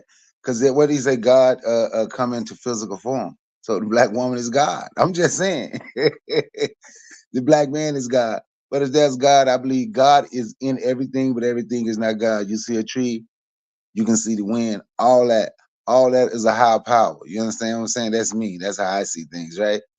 Even, you know, when you look at the animals, and my favorite would be, so I'm gonna have to say my favorite, which is the game bred American Pit Bull Terrier. You see God in everything. But I was saving to come in physical form. The black woman, black man is God. That's my take on it. We would have to be God. If the spirit is in everything, we would have to be. I can't see nobody else as being a God. I can't see nobody else as being a God for me. But can we use this as far as African spirituality? Like I said, man, I don't know. I kind of like gave up on the spirits a long time ago. if them spirits, if the spirits ain't talking about fighting back and making a way for us to survive, I'm being honest. I have one of my female friends now. She get mad because I say I give it up on. I don't do the spiritual thing no more. The African spirit, I really don't. So I can't answer that question. But I do want to. I heard, that's for me. That's it. I don't want to keep sounding like I'm rambling or anything. I just believe there's a higher power. It will be in anything. I really don't think nothing have to be written for us to have an understanding of the God that is in us. And when we make a step in everything we do, it's supposed to be done toward greatness, to fix us and to build us up. But that's my take on it. Appreciate that, Bakari. In the chat, Trigger Happy 262 Plus says, if I would try to answer, he says, Africans believe existence is God itself. Life is in cycles as opposed to an apocalypse. Deities are aspects of existence. Reincarnation happens among humans, etc. I Can Fire, you've heard with Bakari, Trigger Happy, and Real Black Gentleman had to say, what say you? Hey, listen, we are a lot of things in the Bible sometimes it's true. When it comes to Black people, Africans, right? I think we falter. I think we are Africans. Africans are in a very high spirituality. You feel me? I think we, the Africans who was in Africa before slavery, I think we thought that we were still like in the spiritual realms. Africans are like, they are so highly spiritual. It's as if they're in the spiritual realm, even though they're physical. You feel me? And that's where we falter also, because we, as Bukhari said, it is supposed to make what we actually do in our physical is supposed to make us better. You feel me? And that's what white people caught us doing. They caught us slipping practically. Like we making people walk up trees upside down. You feel me? Oh, we making brain surgery in the fucking in the forest. You feel me? We doing C-section in the goddamn bush. Oh, we see these things as spirituality. We wasn't seeing it as a remedy for our people. They just was doing it in their little secret place. You feel me? And we wasn't doing it on a level where everyone gonna survive off it. You feel me? So what I'm seeing is we left a particular spirituality in the rest of Africa. Like I think that Egypt is something that Africans should have taken serious. Feel me? Because it's there for thousands of years. You knew that it was there. You feel me? Or we were chased from there, maybe. You feel me? So what I'm looking at is like we are what you'd call holding on to what we're not supposed to hold on to. You feel me? As the Virgin says, I think that the sun is very important. No one can live without it, and we as a black people, we are not appreciating the sun more. You feel me? We are appreciating the sun far too less. You feel me? In fact, we praising other gods when we should be acknowledging the sun as a god, where we won't be in such fear to harm our enemies because we thinking of this man god that's outside of the earth that isn't possible. You feel me? So if we was acknowledging the sun as the life giver and the light of the world, then we'd be in a better mindset where we wouldn't what you'd call be so conquered. You feel me? And it's not to say the Egyptians are we black people. We didn't think the sun is God, but we know the how I see it. This is how I see things, right? I think science is God. You feel me? I think science is God, or chemistry is God, because of what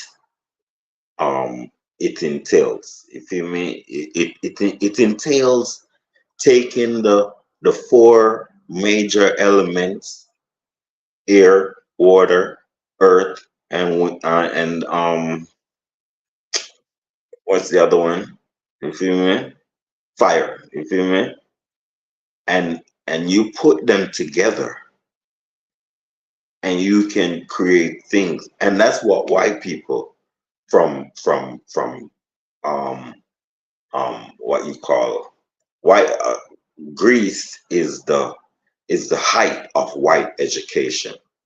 You feel me? And Rome. So white people already knew these spiritual technology, and that was actually spiritual. You feel me? You could turn dirt into gold. You feel me? Using mercury. You feel me? And all of these are science. All of these are elements from the earth. You feel me? Which is God. So that's my thought. You feel me? That we should acknowledge chemistry as God, which is atom, which is atom is the smallest element on the earth that creates everything. You feel me? So there you go. All right, I appreciate that. Last but not least, I can mute your mic for me. Last but not least, Juana. Yes, I didn't expect that response just now, because but let me say this please. Everybody know what my position is on these kinds of issues. You know, I stay closest to the agnostic, but I would say this, because the question also say, how would you characterize different spiritual systems? You know, okay. So my brethren Bakari say the black woman is God, right? And I had trouble with that at first until he break down what he mean by that. What he mean by that when he say God, he's like, so the provider, somebody who give you life, somebody who nurture you. He break down his understanding of what you mean, but I far from that position in terms of this idea of godliness and spirituality and things like that. Then the other brethren, because I expect the Rasta brethren saying to say Haile Selassie is the Almighty, period, end point, full stop. He didn't say that. He say the sun. Now, the sun having to do with nature. I close to that position too. I understandable. I understand that. The sun is provide life. The sun is, if without the sun, there would be no life on planet Earth. So he's saying the sun is providing the earth with life. Yes, the sun is actually the life giver. I close to that position too. He break it down almost at a scientific level. But even if he did say Haile Selassie is God, I know Rasta brethren who have said to me before, man is God and God is man. I don't have no contention and problem with that either. I don't have no problem with that either.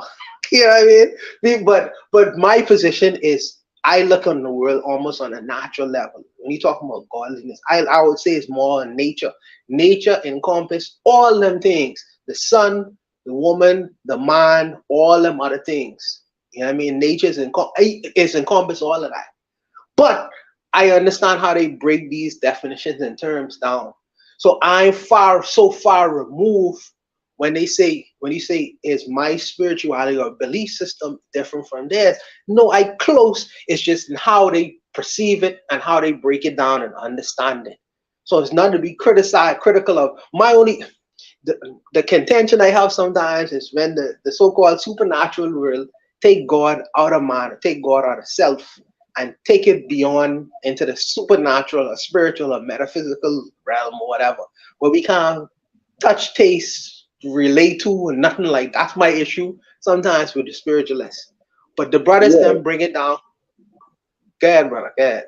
So my you, what as I said, Africans is deeply spiritual.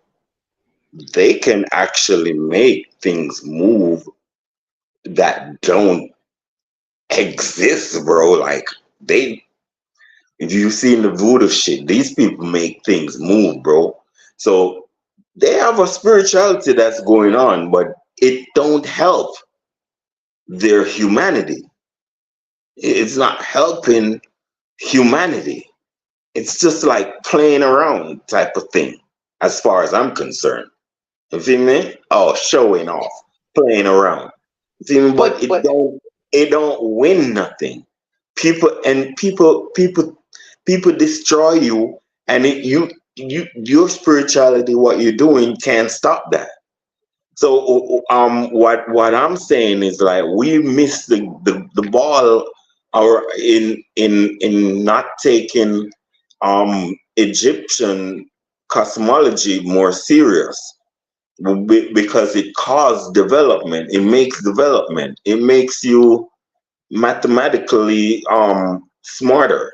If you can construct, you can build, you can make hospitals, you can make things. Out of that. You can do equations out of that. It's there in Africa. We needed to take more serious interest in that. If we're going to do spirituality, well, we do it on a mathematical level then, instead of doing all this bullshit that don't do nothing. You feel me? Except gather a crowd or some shit. You feel me? And that's my problem. When it comes to Rastafari, my youth, you feel me? Let me just show you something. Rastafari, I think, is there to substitute white Jesus. You understand? So what I'm saying, of course, it's a greater knowledge, but when it comes to Jamaica and the Caribbean, back in the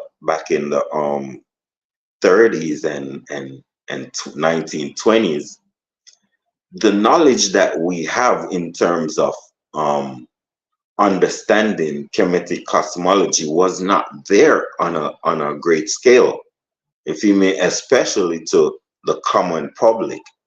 These knowledge that we are getting nowadays was forbidden, bro. So that's why I appreciate the internet, because the internet is releasing unknown knowledge that existed a long time ago, but only for the elite.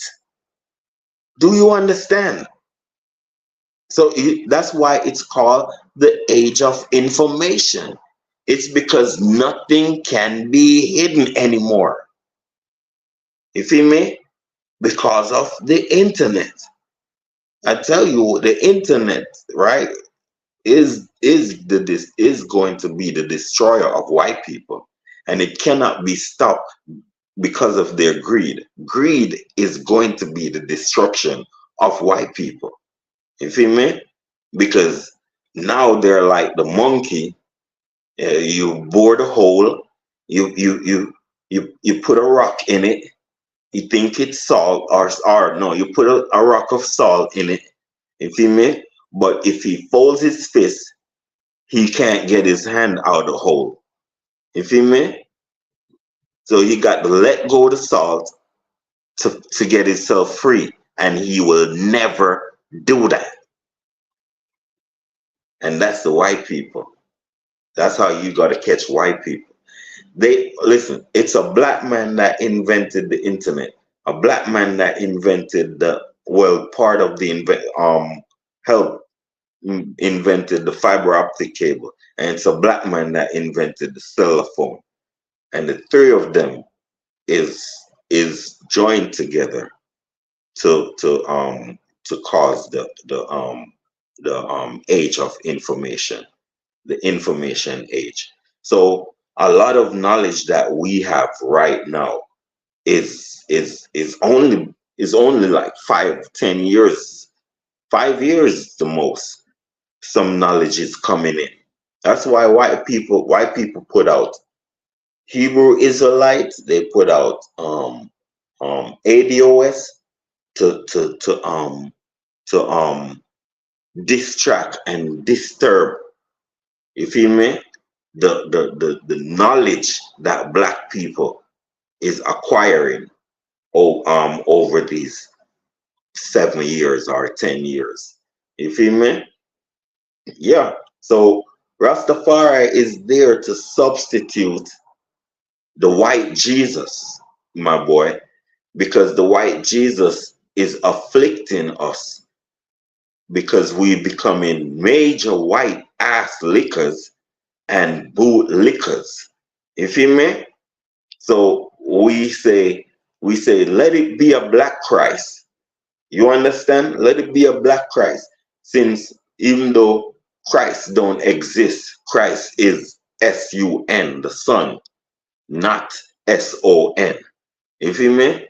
So even though Christ don't exist, since it's such a broad, a major issue, let Christ be black, because he could only be black anyway if he existed. You understand? Yeah, but the real Christ is Heru. You feel me? You have Asar, Aset, and Heru. The real Christ is Heru. You feel me? And it is spiritual, but it is put in a physical form in the ancient days. You feel me? But it is spiritual because Heru is Ra. Ra is S-U-N. It's the sun. You feel me? And the story of Jesus come from that. And of course, black woman is God. You feel me? As Bukhari says, of course, black woman is God. And even her spiritual concept is God. You feel me? The sun is born from the womb of space. You feel me? It's born out of a womb. You feel me? And dark matter is the womb. You feel me? And that's how the woman is God, because she is the womb of the universe. You feel me? The universe is the womb. You understand? So I hear you, brother. I hear you, brother. And I'll leave it there. I'll just leave it there for now.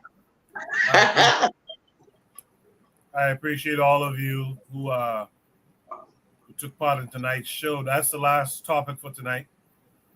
I like to get a shout out, something positive that you've seen this week in the black world. Let me start with Bakari. Bakari, you want to shout anything out?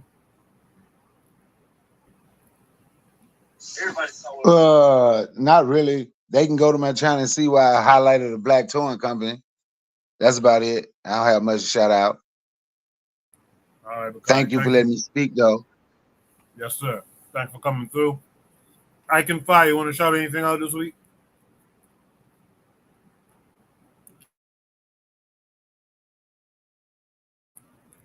I guess I Can Fire left. That's fine. Thank you to I Can Fire for joining us. No, I'm here. I'm here.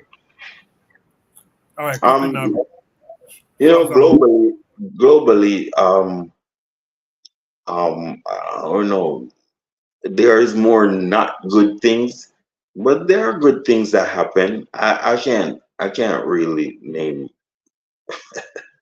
I wasn't there. You caught me off guard with it. I would have to plan and go in the brain and see what happened this week. You feel me? But ain't nothing major. Appreciate that.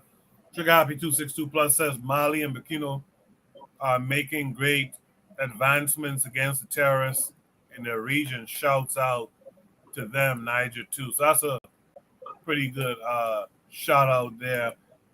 Did I get Real Black Gentleman? I don't think so. Real Black Gentleman, you want to shout anything out? No, I'm good. Just want to shout out, you know what I'm saying? I'm glad they had a nice talk. Shout out to everyone. I hope everyone, you know what I'm saying, is going through peace and, you know what I'm saying, just good vibes. Graces to everyone. Thank you.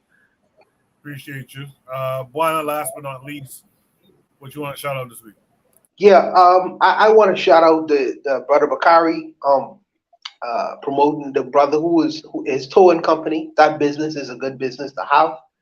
In terms of what's happening in Atlanta, the black world really get a black eye this week because King Charles of England, he's the king of England, not of anywhere else. He's doing his African tour all over the black world, in particular Kenya, and these guys still entertaining this man, even though the queen is dead. But you know what I mean? You must let these titles go, and they don't want to let these titles go. So that's a black eye really for the black African world. But in terms of a positive note, that is something to focus on, which is positive. Brother Bakari promoting the brother who's doing his own business in Atlanta in terms of towing cars and things of that nature. So I'll leave it there. All right, appreciate everyone who was here tonight. Raw Idol Vegan says great reasoning, my brother Coco. I appreciate that too. We'll be back again next week. Click the link, join the Discord, drop your Shoot the Breeze topics that we can discuss. And in the future, click the link and come on up and join us. We used to have a full house one time ago. Sometimes I have to ask people to step down for someone to step up.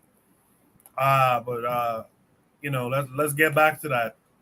You guys click the link, join us in the discussion.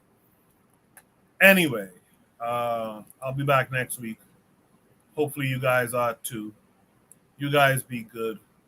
Peace.